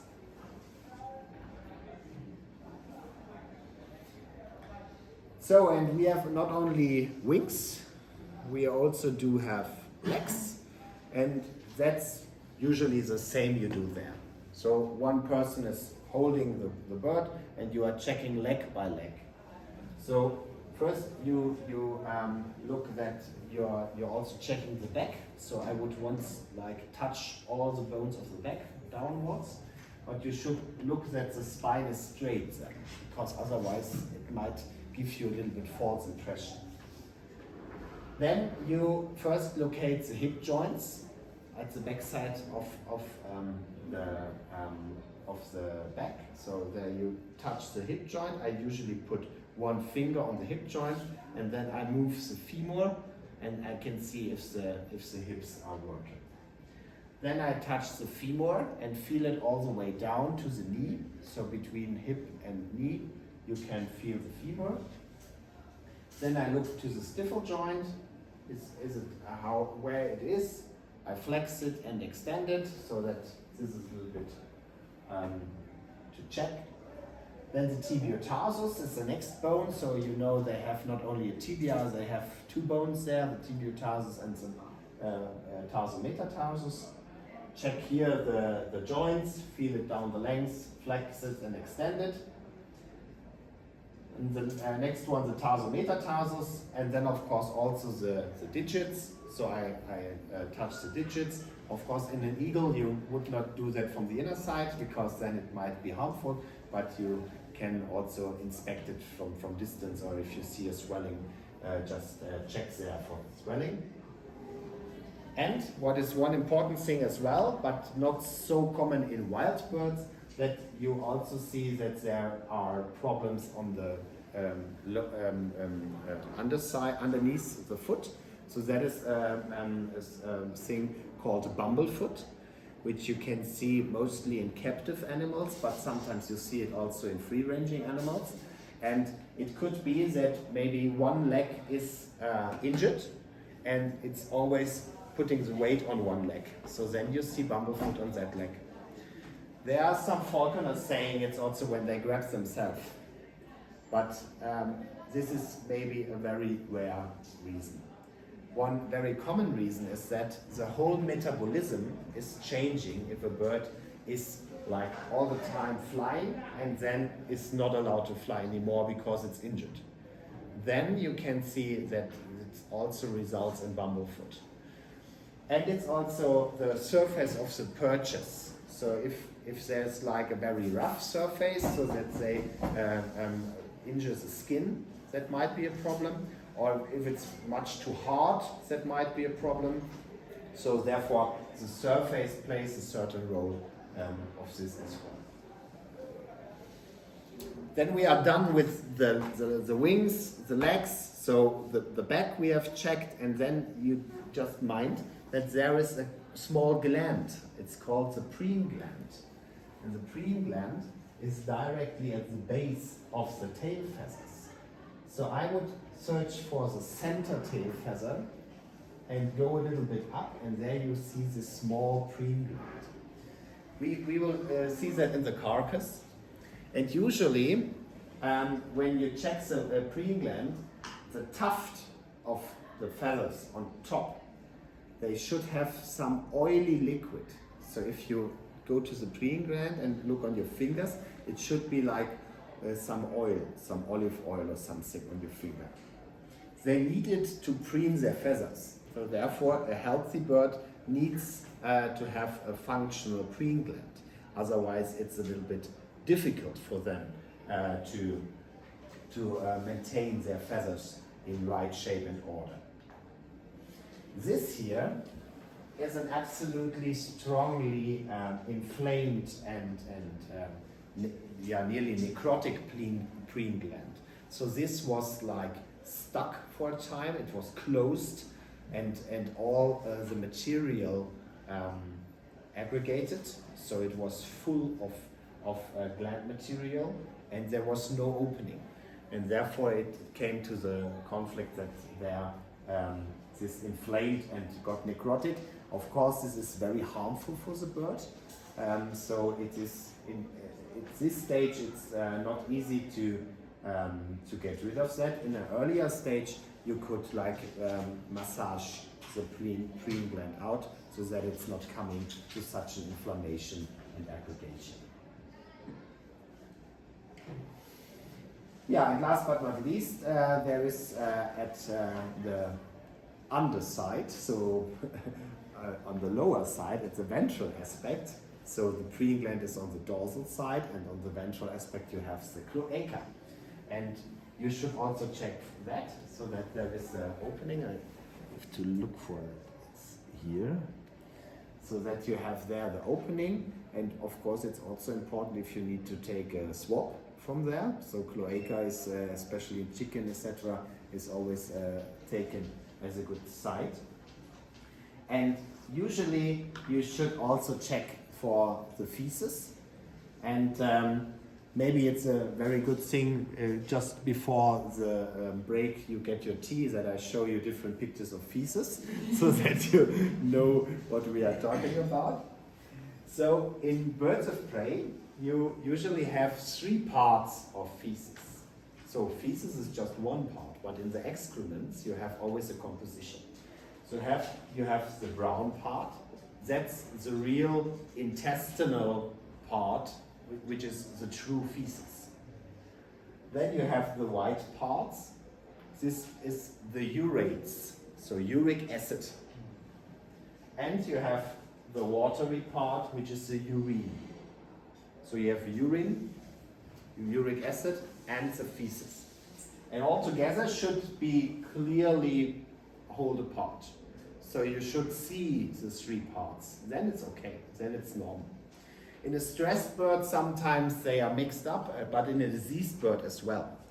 So in a stressed bird, you usually have a much higher content of the watery part. So that we call it stress-related polyuria. So polyuria, and it's stress-related, so it's usually upon the first admission that you can see that. So I would not be afraid to see that if this is just one single dropping. But it might be like this, that you have a small indication for a mild diarrhea, because here the fecal part is not really in a good shape, so the fecal part is mixing somewhere, and therefore you can see that there seems to be something in the intestines, and I would go here for a checkup for endoparasites. So then you might be lucky that you can see here a little bit better. It can get worse, so this is a medium graded diarrhea. So there you just see here the uric acid part, but the rest is like mixed up. So there's no clear option to take these parts, to differentiate these parts. And this here is a greenish discoloration of the urine and the urates. This is an indication for a liver problem. Because birds, we as humans, we do have bilirubin as a color of the liver. Yeah? And so when we have a liver problem, everything gets yellow. So we have like icterus in the eyes, you can see that. So if there's a liver disease, everything is yellow. The birds, they do have biliverdin, so it's a green color. And so if they do have a liver problem, they get green coloration of the feces. And there are like falconers saying, I exactly know what's the disease now. So they always call it, it's an aspergillosis. But aspergillosis is only one of the diseases affecting the liver. So it could be toxins, it could be like a herpes virus infecting the liver, it could be parasites infecting the liver. The only thing is that you recognize it and that you then go to search for the reason. One point that might also be in a wild bird is that if they are starving and if there's like a huge amount of bile acid not used, then also the droppings might become a little bit green, but after getting food, this should be over. So just in many cases it's a disease sign, but sometimes it can be also related to hunger and to starving. And this is a quite a little bit dehydrated bird. So you see there is really no fluid around. So it's just the tape of the part of the feces. And the problem with dehydration is because we don't see uric acid. The problem with dehydration is the uric acid stays inside the body and especially inside the kidney. And then we really get later on a kidney problem, so it might result to kidney failure because there is the uric acid everywhere. You can find it then on all the organs, and it's called visceral gout. So we know gout from mammals, but in reptiles, in birds, you have this problem of visceral gout, that then you have always the urate deposits on the surface of the organs. So on the liver, on the air sacs maybe, on the intestines, on the gizzard wall, so you can have everywhere these uric acid deposits. And of course this is problematic, so they will die very often. And the only cause is because they are dehydrated. So therefore, as we just mentioned before, rehydration is very important. Yeah, and you can also have this, of course you can see immediately that there is a problem. This is a hemorrhagic diarrhea. And this might be of protozoal infection, so coccidia in a young bird might look like that. This might be also a severe Clostridia infection, so they are also looking like that. So Clostridia, they produce toxins, they might look like that. But it might also be an intoxication with, for example, coumarin, so with rodenticides, because coumarin is one of the rodenticides affecting the coagulation of the blood, and then the bleeding occurs quite often.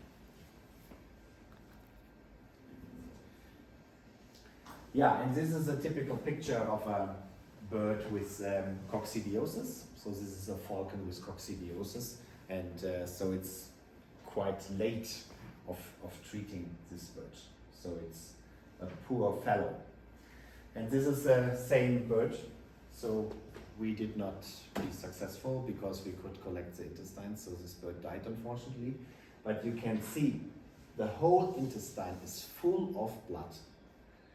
And these are the suspects of here, the guilty guys. So these are these coccidia, and the problem with the coccidia is that they multiply themselves inside the intestinal wall, and when they do that, when they reproduce, they destroy the intestinal wall, and of course then the blood runs everywhere. So it's, of course, in all the cases we are speaking now about the poisoned raptors, this is nothing you would do directly, but if you put the bird to a rehabilitation center, I would also check for the parasites, because usually in the wild they might be fine with that. But if they are like all the time at one spot, and if they are sick, there might be a discrepancy so between their health and the parasite, and if they don't harm in a healthy animal, they might be harmful in a weak animal. And therefore I would check the feces, and you can do that very easy with the normal things you are doing, so just just directly make a wet mount and look in the direct feces. So you can see eggs then, or you do a flotation. You also do flotation with farm animals, right? So that's the same procedure, and you can see their ascarids. This is a point of ascarids. Then you can see also cestodes is the word in English. You can see. Yes. Then you can see trichomonas, not in the feces, but in a direct swab of the throat. These are the hairworms you could see, and the coccidia as well. Yeah, and if you identify the parasite, you might also treat it. But this is a different story, as this is not so important now for the poison raptors. And I would strongly encourage that we keep also records about the patients. I know that this is quite difficult, being in the field, recording things, but on the long term, it would be very interesting also when you now define a strategy for yourself and okay, we treat it like that, we do this and this procedure, that we afterwards also learn all from that. Because if we identify the patients, if we can say, okay, this is that and that guy, and if we have some paperwork done for that, on the long term, we can directly say, okay, we should give more infusion, or we should better give saline instead of dextrose or something. So this is a learning process as well, and there it's very important that we have our records. And of course, there come all the analyses together. So the results of the lab analysis needs to be there too. So we need to get an idea which toxins, which poison is used where, maybe when it's used. So, and maybe you can clearly distinguish later, okay, this and this toxin, I always saw this clinical sign. But of course, you are working in a team, you are many members doing good work, but you need to communicate it. And so I know it for myself. After half a year, I cannot tell you, was it this or that? So therefore, records are necessary, even if they are painful. So yeah, and I do not want to go into detail, but I could do if there are any questions. We in wildlife animals, we always analyze the blood a lot. So not only to find poison or to find toxins, we also analyze it, for example, to make white blood cell count. So this is how the cells of birds are looking, and there are also very good tutorials available in the internet to guide you through avian blood work, and there you can just estimate how many inflammatory cells we have. So if there are too many, of course, it's an indication for disease ongoing, or if they are too low, that might also be an indication for viral disease destroying the leukocytes. But then one very important thing is also the hematocrit. So, but this is like a little bit laborious because you need a hematocrit centrifuge. If you don't have it, you can not really estimate it. But this hematocrit, showing you the proportion of the cells in relation to the fluid in the blood, gives you, of course, a very good information about the hydration status of the bird. So that's therefore a very good clinical tool. But as I said, I won't go into detail, but just to explain it to you, what you see and the kind of dehydration, because we spoke always about, you can guess this is 10% dehydration, this is 15%. You can relate this to the hematocrit.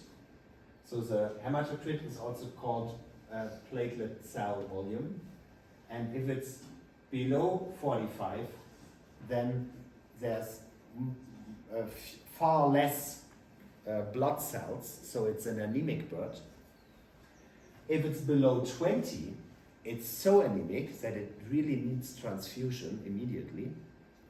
But if it's over 53, it's dehydrated, so there's less fluid in the blood compared to the cells we have. Is the tea not ready yet? Sorry. Okay. Yeah, we're already. Sorry, okay, I was waiting for it. Sorry. Okay, so let's have a break after all seeing shit pictures. And please, if you have a question, just ask, yeah? No problem. So see you back then after the tea break. Things we already covered in the first part, so the rehydration, I cannot overemphasize it, so this is really very important. So we are doing that because the raptors are so fascinating, so I'm totally into raptors since my childhood, I told you, and most of the species, so there are 11 raptors, so 11 vultures here in Eastern Africa, and there are already 4 critically endangered, and unfortunately it will change in the next years too, so that there are more and more. So we need to do something. And in case of poisoned raptors, you might see one, but unfortunately in many cases you might see several sick, collapsed, dead or uncoordinated birds. So there's immediate action required. Thank you very much. If you attend a site where poison might occur, please be aware of human toxic effects. So please don't risk your lives and your health. Always remember, you should preserve the site, and you should also wear gloves, wear face masks. So everyone has face masks now due to COVID, so you can use them and don't get affected by the toxin itself. And also prevent any other carnivores from taking up more poison. So that's the responsibility of us being there directly, of you being there out in the field, that the situation is not worsening. Then what you have to do, you know better than I just estimated, contact the law enforcement. Any live birds from the veterinary perspective are treated as priority, because for the dead birds we only can do the analysis. We will speak about that during the rest of the course, so they are important too, but first priority is the living birds. And then you observe the clinical signs and try to estimate, is it in this or this direction? So in the rest of the world, the non-steroidal anti-inflammatory drugs do harm a lot. So especially in India, in Bangladesh, Pakistan, but also in the European community, unfortunately, because we just released diclofenac to treat cattle, so which is quite very stupid. Lead poisoning is also a very huge problem, so I will also speak about that. And then the main part is about the agrochemicals, just to sum it up. We will speak a little bit about that later. So poison means they are pesticides, they are rodenticides, herbicides to treat herbs. Stain and dyes might be a problem, heavy metals, this is what is contained in the bullets, so the lead. And some plant poisons might be a problem too, but not to this extent. So I would not cover now the plant poisons. What we see, so usually many birds are dead. So sudden death is unfortunately a very clinical sign. Then they might have the different kinds of sleepiness, apathy, stupor, but they also might have seizures. They might have tremors, so head shaking. What we have seen before with the goshawks, they might have the same severe depression, the loss of responsiveness. So they are absolutely, excuse this term, they are absolutely stoned. So yeah, they had a really, really good drug. So they are looking like that, but unfortunately it's very sad. Then they might have a sudden onset of blindness. This is described for lead intoxication, so that you cannot see it from outside, but the bird is not reacting. It's always hitting some things in the enclosure. They might collapse, and there might also be prostration. What you could also see is some minor signs like a hypersalivation, so that there's always saliva running out of the beak. They might have constricted pupils, so they are all the time independent from the light falling in or out, all the time the same size of the pupils. That's suspicious. They might have diarrhea or vomiting, respiratory distress, they might be weak. They might have some muscle twitching, so that they always make some movements, which are, or also on the chest I saw it, that there is always the chest, the pectoral muscle contracting without any reason, so you cannot really see why. Incoordination, ataxia, and seizures, as I said. Here you can see a bearded vulture, and see this poor fellow, so it's completely neurologic. So this is what you see, the tremors, you see the head shaking, the head tilt, the bird is unable to stand, is unable to fly. So this could be really a picture of a bearded vulture from lead poisoning, for example, but it could be any poison. So you cannot really say from this symptomatic, this is that and that. Maybe we see that in the future. But this is very sad, and this bird also died. The problem with the diclofenac was mainly, as I said, a problem so with the non-steroidal anti-inflammatory drugs called NSAIDs. That was a problem especially in Asia. So this is a historic picture of regions in Asia where they placed their cows, their cattle, because they believe they are they believe that they have a certain role in their religion. So therefore the cattle are placed on places where the vultures can eat on them. So they don't kill them, they die naturally, and the vultures eat them. And here you see the number of nesting sites starting in 1992 in one place, just one observed region. 21,000, in 2007, 32. So that's a huge decrease in vultures worldwide. And the whole number of vultures in Asia, so in India, Bangladesh, Pakistan, they decreased now by 97%. So that's really a problem. So therefore, stop diclofenac is really a motion we all should do. So we all should stand up for that, because it's not needed. So diclofenac is good. So I use it when I have pain in my knee. So it's good in human medicine, but in veterinary medicine we have so many good alternatives, and therefore you should not use it. And apart from metacam, which is meloxicam, you know that, all others can be toxic to vultures. So it's especially diclofenac, but also ketoprofen to a certain extent could be toxic to vultures, but not to that extent. Phenylbutazone, flunixin, which you know from horses maybe, is also toxic. Vidaprofen and carprofen. But carprofen are used in vultures, so that is not as problematic, but to a certain level it can also be toxic. What are the clinical signs? The action of the NSAIDs, they harm the kidney. So we have everything related to a kidney failure.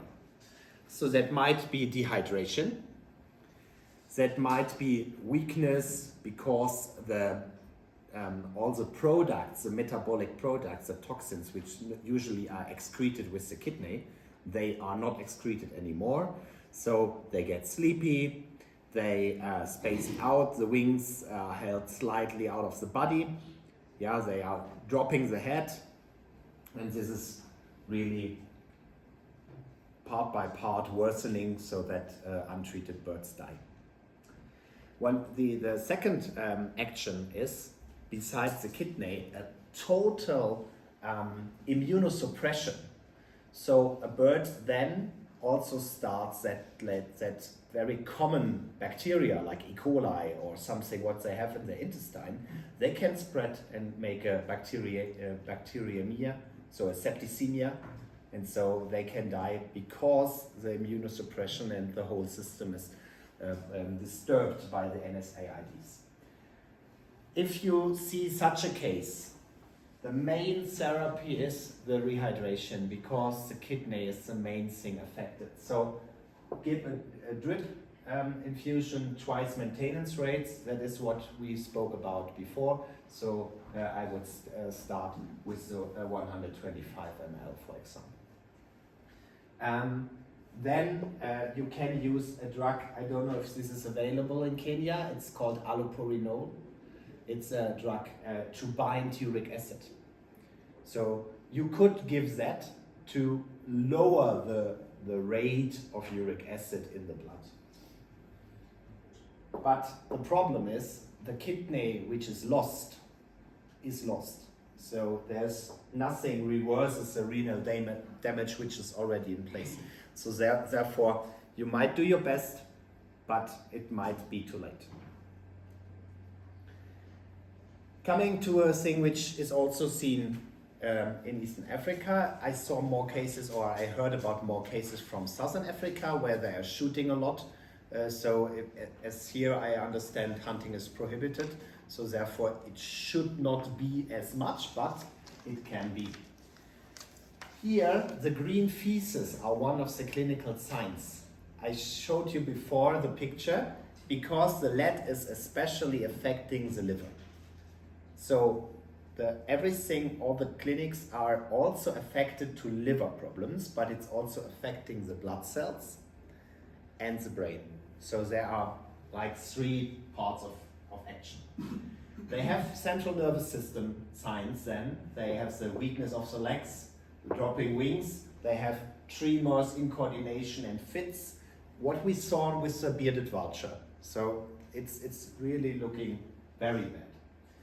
And there's a characteristic. So at least we say that in Europe, if we see a goshawk, they are usually sitting on its hocks. So they are like sitting like that, and then also then grasping, and grasping with one foot in the other. So they are sitting like that and hold their foot like that, or they close their feet all the time.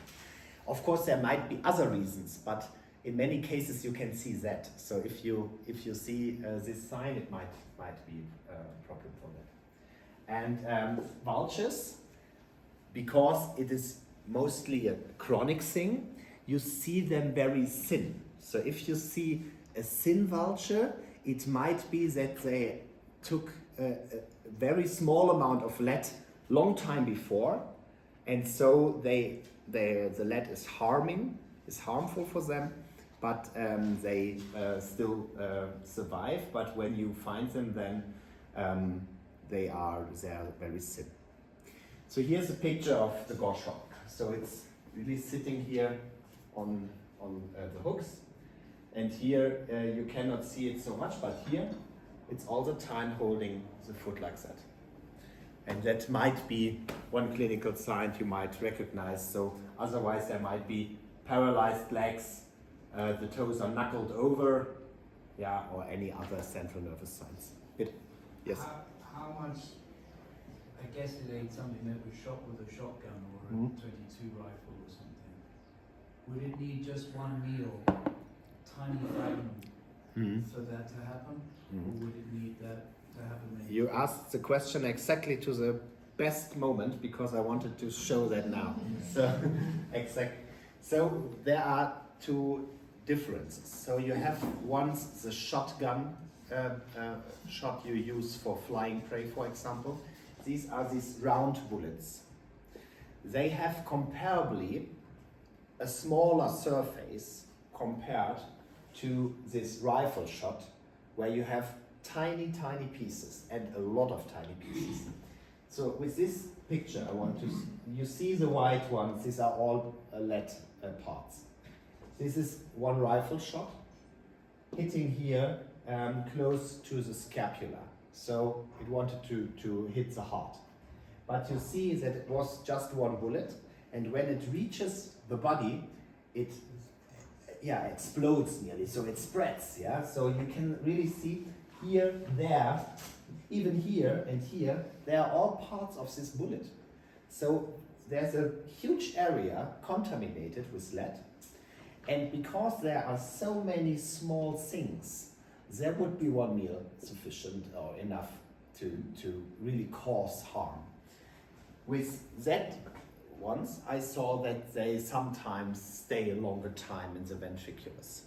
So the good thing with these ones, with these guys, is sometimes they are shed with a cast, so they throw it out the day after. The small things sometimes pass through and go in the intestines, and then they paralyze the intestine. So then we have a second problem. So then the whole gastrointestinal tract is not moving anymore. And that you can see here. So here we see, so I didn't explain, sorry. This was a falcon ingesting a quail that was shot. So that, therefore there are all the bullets inside the falcon. And this is a deer shot with a rifle, and we can just think that there is a vulture coming, eating from that deer. So that could be. And here you see, if you have the lead bullets present on the X-ray, then you can say, oh, okay, that's lead poisoning, so I can see it. But sometimes, like here, you don't see the lead anymore because it's gone. But you see that it has been there because the whole proventriculus, which is normally small, is like bloated. So it's paralyzed, and therefore you can see that the intestines are not working anymore because the lead caused damage at the nervous sites. So what is usable maybe for you, and you have to speak with the regional labs if they can analyze it. So we use it a lot, that we analyze the lead level in the whole blood. So you need a total blood, so no plasma or serum, so you need really also the blood cells. And there are these three levels. So we say if it's below 10 micrograms per deciliter, or below 0.48 micromole per liter, then that's regarded normal. So that's the normal value. If we have between 10 to 20, it's elevated.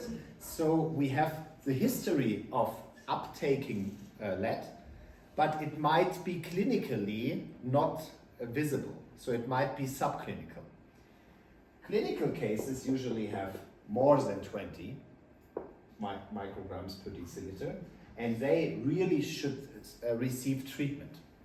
And what you have to give to treat a lead intoxication, you should give them EDTA. So I show it now here, I think. Yeah. You should give them EDTA. That's forming chelates. So it's called like that. So they are binding the heavy metal, making a kind of a capsule from that. So take it out of the action. So it's not harmful anymore. You should give 35 milligrams per kilogram twice a day, and you should give it intramuscular or intravenous injections. I never used it intravenous, but I know that many did. I only gave it intramuscular, and so far it was successful. Then if you don't get that anymore, because in some parts of the world it's difficult to get it, so even in Germany we have sometimes problems to get EDTA, the product DTPA is working similar. So if you get that better, then you could also check for this. Maybe that is an alternative. Then you should stabilize it. So if lead is present, stabilization for 24 hours, and then you should try to remove it. Of course, this is difficult sometimes. Sometimes it's easy. I will show you a picture how you can do it easy, but sometimes it requires surgery. And of course, this is something you have to find out if this is feasible or not. But just to mention, because if it stays inside, it will make a problem. And this is one thing which is really interesting, because I told you that the vultures mostly are emaciated, so they are thin. And we saw that many power line injuries or similar injuries are also related to a long-term higher level of lead. So there's a question, did they suffer from lead before flying into the power line, or was there some other relation? We don't know. And also that trauma cases, they also have very often an elevated lead level. So it might be that they are not 100% reacting normal, and therefore they are suffering from accidents or from power line injuries. We don't know. Here, this is a picture how you could get it out. So there is a syringe, what you usually use for giving fluids, but it's the bird is hold the other way around. So it's top down, and you hold you open the mouth and give with a syringe fluid inside, and all these lead bullets, they fall down then in this how do you call it, bowl. So it can work, it must not be. So in this case it worked. So in this case we could get all of this shot out, but sometimes it's of course difficult. But that's the only way you can do it if it's still in the ventriculus. If it's out, if it's in the intestines, you don't get it. And it's also difference between raptors and, for example, geese or chicken, because they have in their ventriculus a lot of stones. So they really crush all the material there, and they hide it inside, and it stays. I know there was a swan, it stayed there for months. So we needed to take it out really with the surgery. But in raptors, fortunately, they cast every morning. So therefore, there's a higher chance that they put some of the lead material inside those casts. Yeah, this chelation therapy, the EDTA and the DTPA, has some side effects to the kidney. So you should not give it too long. So we usually say 5 days after the particles are removed are sufficient. And then you can, so when you stop treatment, 7 days later, you can retest. And if the blood levels are normal, you're done, it's fine. If the blood levels are still elevated, you may continue a second time for 5 days. And in all lead poison cases, always fluid therapy, that's very important. And this is the only option you have to reduce the likelihood of kidney failure.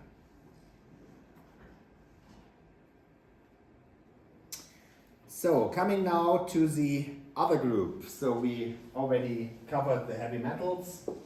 Now we come to we call it the agrochemicals, because they are somehow used in agriculture. So could be carbamate, organophosphates, or also barbiturates. So there are different things. These are all pictures from Germany, because we have the same problem in Europe, but to a very low extent. So compared to you, we have much fewer cases. And in most cases in Europe, they use the carboflurane, which is also used here, and the aldicarb. And in very rare cases, they use the E605, 605. This is a very old pesticide, but they sometimes are still using it. And the thing is, it is prohibited in Europe since 1993, and it's still there. So that's really a very frustrating thing. But let's go a little bit more into detail. There's one drug everyone knows, it's DDT. So everyone who says, oh yeah, there's this pesticide causing problems in peregrine falcons, for example, or in other raptors, that's a DDT. Yes, that's sure. That's somehow inflicting the reproduction system, but it's not likely that this causes a sudden onset of poisoning, so that there is a real clinical symptom directly related, because they would really need a very large volume of the DDT so that you can see clinical effects. But the organophosphates, that is a different story. So they are really harmful, and we have here different ones. We will go step by step through them, and of course you will hear a lot more. So we have here different names, phention, metadophos, diacinon, etc., chlorphenifos. So there, all these different drugs there are available. And very close related are also the carbamates, and there is the aldicarb and the carboflurane, as I mentioned. These are the two ones which are most cases in Europe, and also here in Africa they play, unfortunately, a large role. You sometimes have like sausages prepared with this drug to place somewhere so that animals are ingesting it.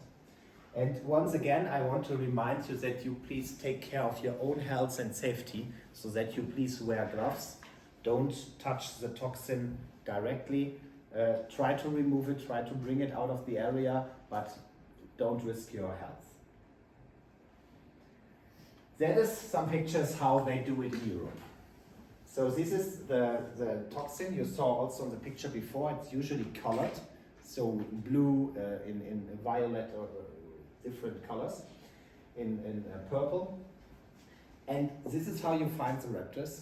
So they have just eaten 1 or 2 bites and then they died. So some of them are really rapid in onset, only some few minutes, then the birds are dead. And like here, they prepare prey, like here a rabbit or a chicken.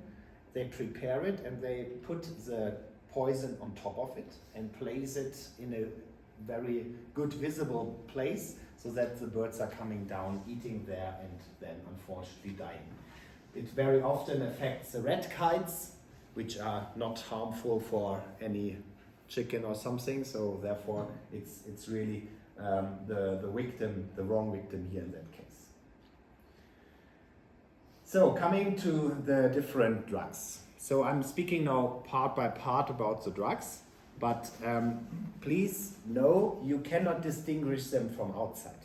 So all of that for you is now the same, but when we have the lab results then later, you might compare and might understand that it was working very fast or that it was working in a certain manner. So don't be afraid when at the end of the day you say, oh, I don't know if this was phention or if this was aldicarb. That's not so important. So the symptoms are very similar. So this is a slow working poison, approximately 30 minutes. That is slow working. So we have usually the pupil construction, the meiosis you see, we mentioned before, vomiting, tremors, paralysis. Unfortunately, the prognosis is very poor, but because it's so slow reacting, the birds may fly away, fly for an hour before the toxic effect starts, so they might die anywhere, but not close to the source of the toxin. If they are recovering, it takes long. So this is certainly a bird that requires a good rehabilitation center, because there are 8 months described to really be healthy again. Then we have the metamifos. That's rapid, 5 minutes, then it's done. Prognosis of course very poor, and they are found in a radius of 50 minutes around the source, because it's working and reacting so fast. The same is with the drug diacinon, the poison diacinon. It's also very rapid. It's even faster than metamifos in 3 to 5 minutes. And the same is, you will find them close to the source, and they show the similar signs. Then we have the chlorphenidifos. It's also very rapid. There are no long-term effects seen because most are dead after a short term. Then we have the phenambifos. It's also very rapid, but there I didn't find a minute, but there are some minutes. If they write rapid, it seems to be some minutes. And also found very near the source. And virtually there are no survivors found. So I did not find any reports that a phenambifos bird was rehabilitated or was afterwards getting healthy again. So then we have this kudusaphos. That is also unfortunately such a slow reacting one. So 30 minutes usually. The prognosis of course is still very poor and the survival is unlikely, but the birds can move far away from the source because they have again 30 minutes time. And when they are found within the 30 minutes and treated fast, then they can recover, but they might have some impairment left after recovery. So some signs reoccur, for example, when they lose weight, and that's one thing you should bear in mind, that the organophosphates, they are stored in the fatty tissue. So if the birds are well nutritioned and fat, they might something stored inside the fatty tissue, and if they then lose weight and use this tissue for maintaining their body functions, then it might be reactivated again.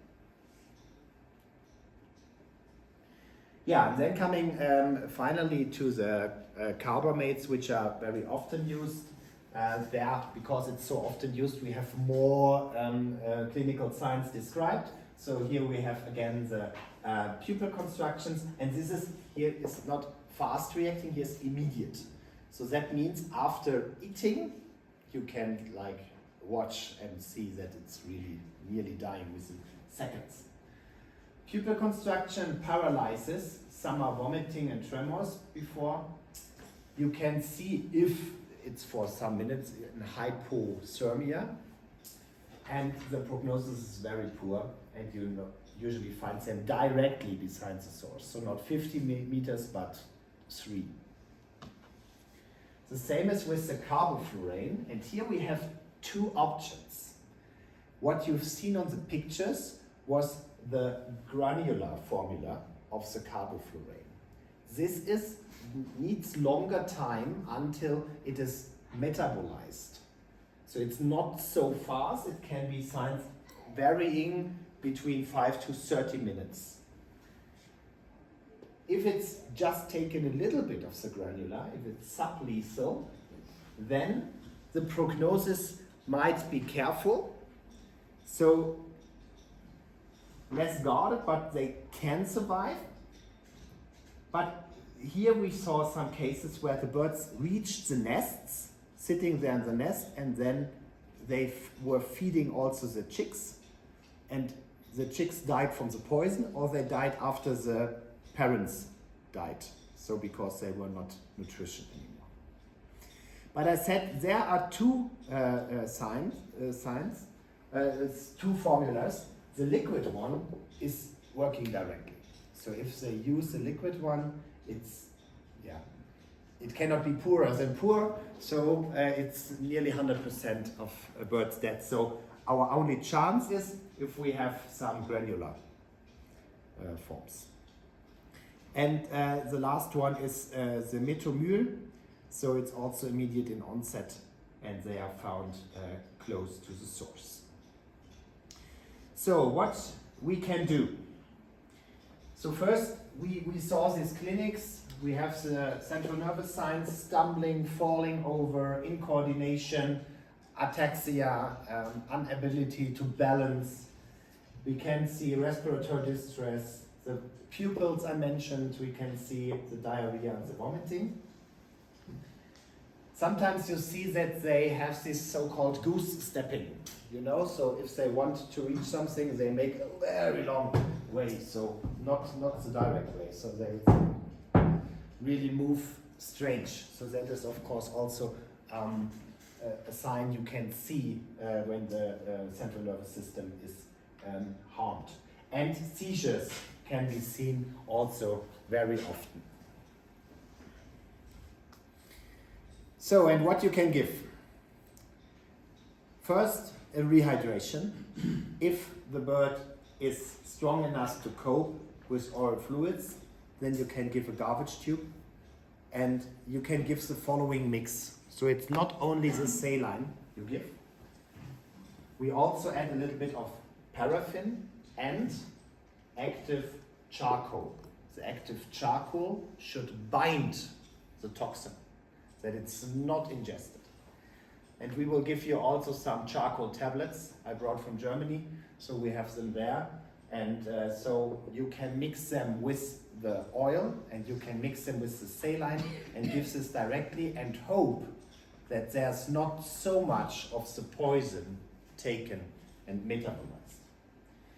If this is available, and unfortunately I could not get it in Europe, but maybe it is here somewhere on the market, the pralidoxime, that is the antidote for carbamates, and it can also work for organophosphates.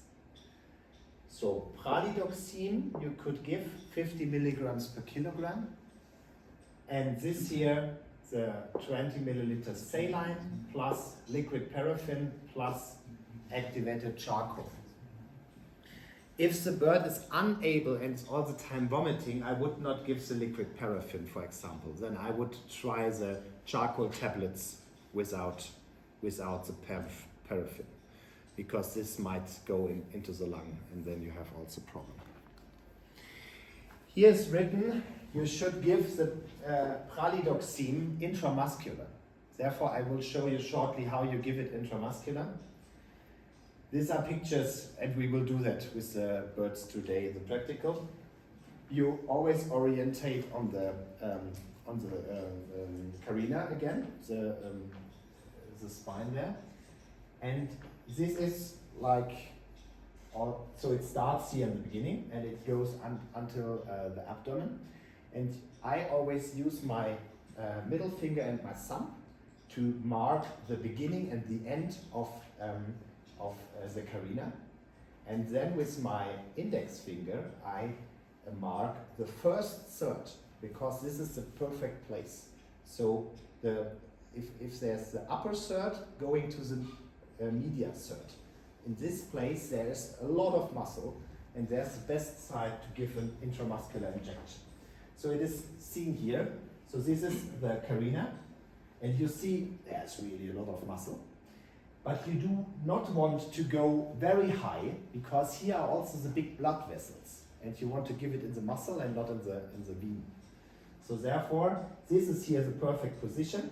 And it's also from another reason, if you remember anatomy, then the sternum is somehow closed.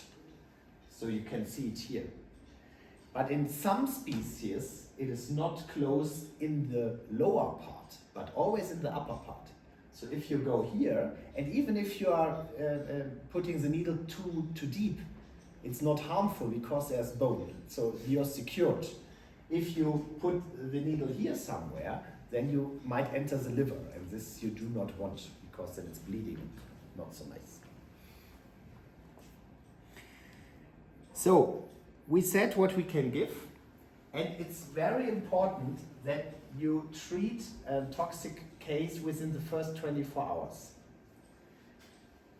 If there are cases more than 24 hours, the therapy might even worsen the clinical signs. So it's described in organophosphate cases. So therefore, if you see that the treatment is not effective or that situation worsens, then you might decide to stop treatment and maybe to euthanize the bird, to relieve it. You find the pralidoxime, you find also under this name, 2PAM, 2PAM. So maybe if you want to look that up. As said, in very urgent cases, you can give it intravenously. In the field, you would maybe give it IM. Then you repeat it after 6 hours, and then every 24 hours until the problem is solved.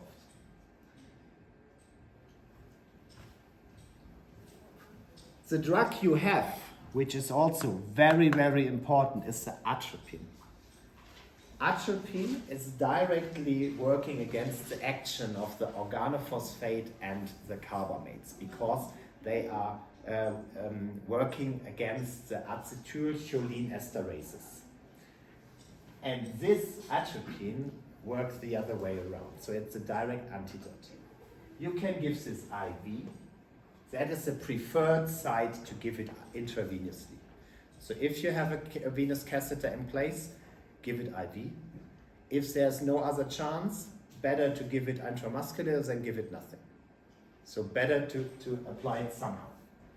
And you always start with 1 milligram per kilogram. Usually the small vials, they do have 1 milligram. So then you can use 1 vial for that. But we will see which ones you have and then just calculate which one you need. And then, because it's a dose, or it's how you call it, dose-dependent treatment? No, it's you adjust the dose to the reactions of the body. So if 1 milligram is not working, double it to 2 milligram. If this is not working, double it to 4. If this is not working, double it to 8 and to 60. So the bird is dead anyway if you don't do something. So you cannot kill it with atropine. So use that. And I would always, so to estimate if it's working, wait 5 minutes before giving a second dose or a third dose.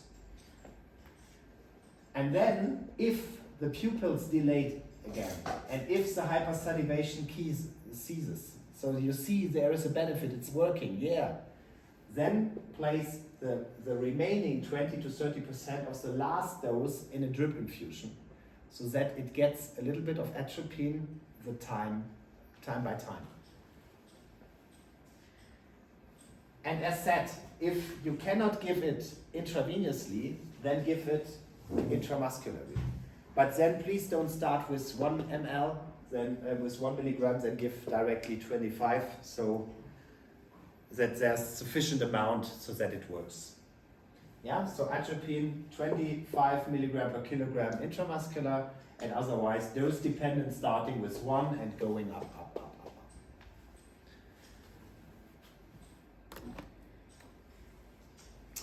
Sometimes you can see that, and this is very important that you keep that in mind.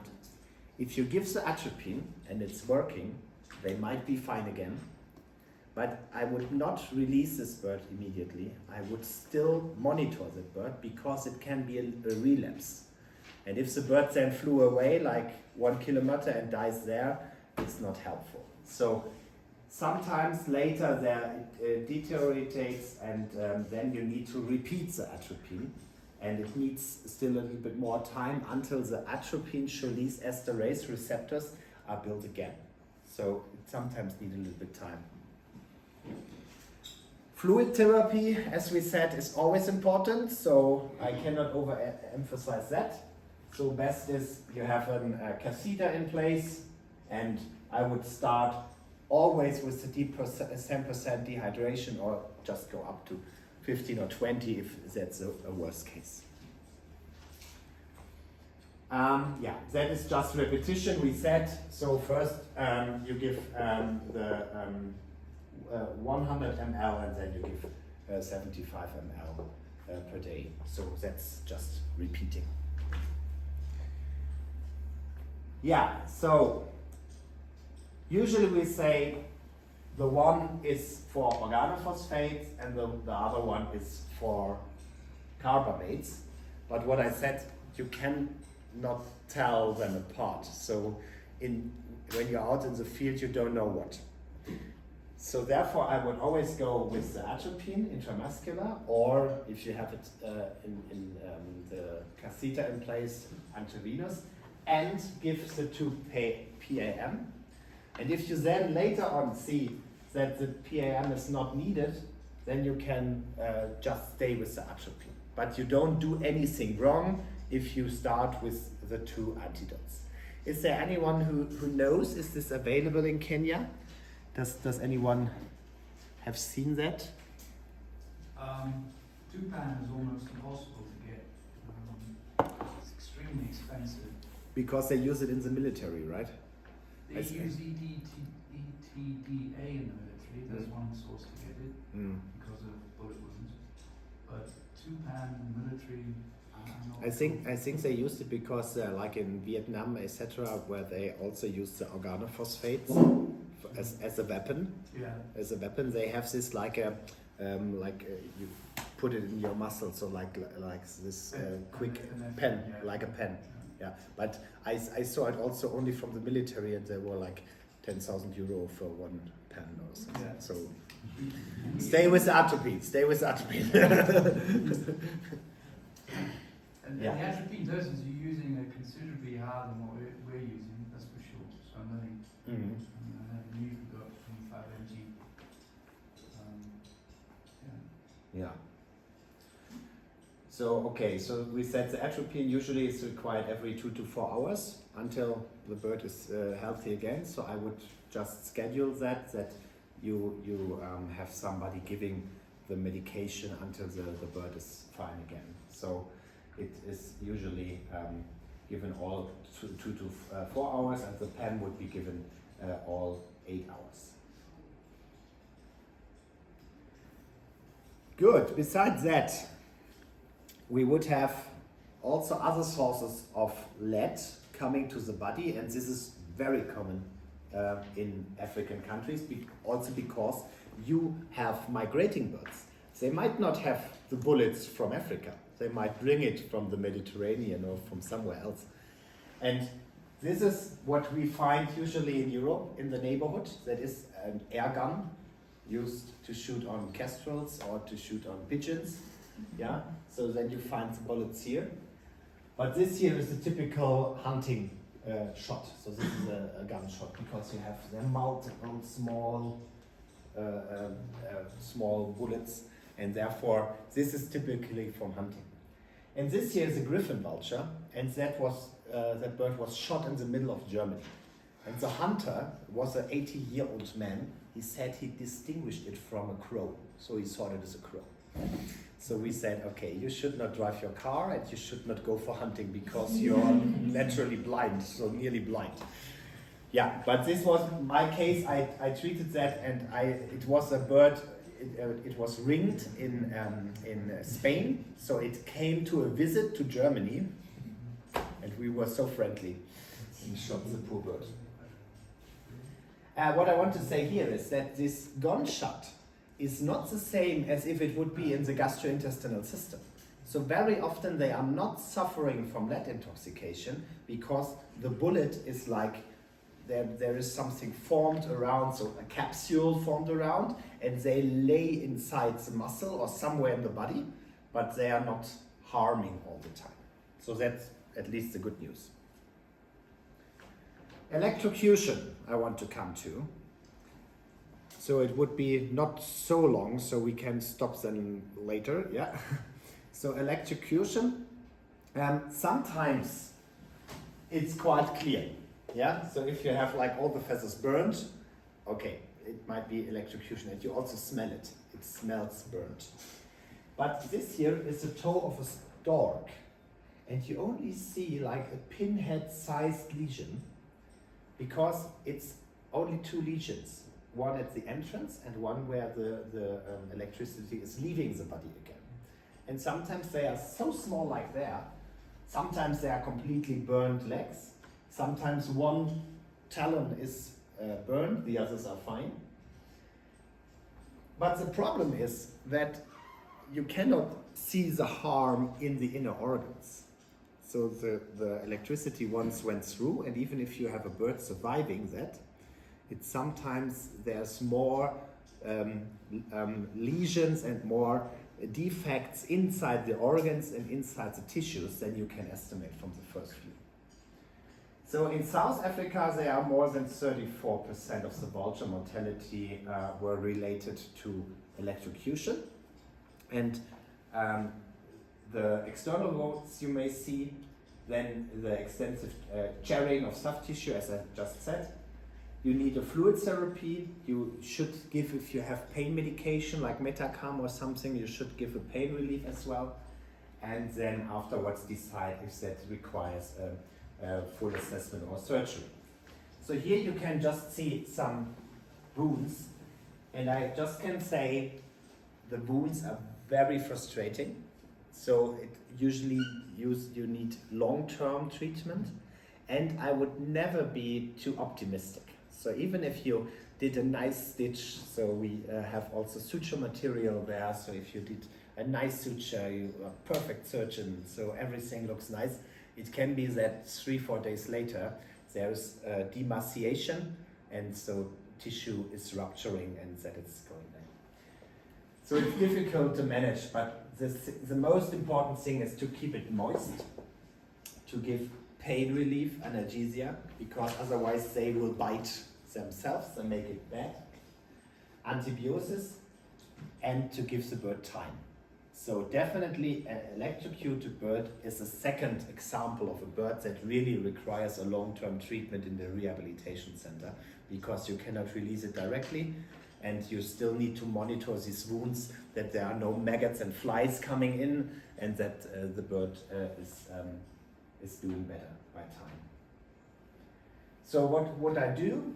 I would first cover it, that it's not drying. First intention, healing can be achieved then, so I would stitch it then. And when it's contaminated, of course, you need to clean it. So you can use the saline you have on board for first cleaning. And then you might also need to put a drainage inside, but usually I did it without. So I just covered it and changed the bandage then regularly, and that was most of the time working. There are also, if they are available, so-called hydrocolloidal or vapor membrane dressings. They are using it for human medicine, but they are also available in veterinary medicine. So if you have those, they are perfect for maintaining the moisture. So then you could use those if they are available. Yeah, and there's always a discussion, what's with honey? So honey is good, honey is working. I also think that honey is a good thing, but in birds, the problem with honey is they have feathers. So everything is glued together, everything is very messy, and so I don't use the honey in raptors. Yeah. Okay. So this we can skip a little bit. That is from the clinical signs the same as you saw with the paralyzed one. The only difference is that these are birds suffering from a trauma to the spine, for example. So if you have such a back trauma or neck trauma, then of course it might look like that. And so, and the next things we will repeat during the practical. So don't think you are now skipping these things. So it's not so important that we can we go over that. So I would just finish in some minutes and go to the points we are not covering this afternoon. And this is once some few words about hemorrhages. Hemorrhages can be seen in different parts of the body, but what I want to say to you is again that there's a maximum loss of 1% of the body weight. So you should keep that in mind, and that is a good exercise for you if you want. So you know this glass is 200 milliliters. Yeah. Tell a colleague he should take like a syringe and make with water, spray it somewhere, and you guess afterwards how much it is. That's really hard. It's really hard to estimate the volume of fluids lost somewhere. And so therefore, I would always be careful with this. What you can do first, if you have a bleeding, first press on it. Yeah, a firm pressure to it is a very good thing as a first aid. Keep the finger in place for as long as necessary. And if you have hemostatic swabs, you could use them. So some are covered with a hemostatic powder. So here you can see such a powder. This is contains a material from potatoes. So it's starch. Starch is the name. So it's very good for gluing this. So if you get these talcum powders or glucose powders or starch powders, you can apply them to these wounds. Then the last resort are tourniquets. So to really make it tough and really to close the vessels, because these tourniquets you cannot take in place so long. I would say the maximum time is 45 minutes, because then it really starts to the limb starts to die. So then it's you cannot really get the function back. Okay, so this is equipment. We will speak about that later. And we will make some bandages at the end as well in the practical.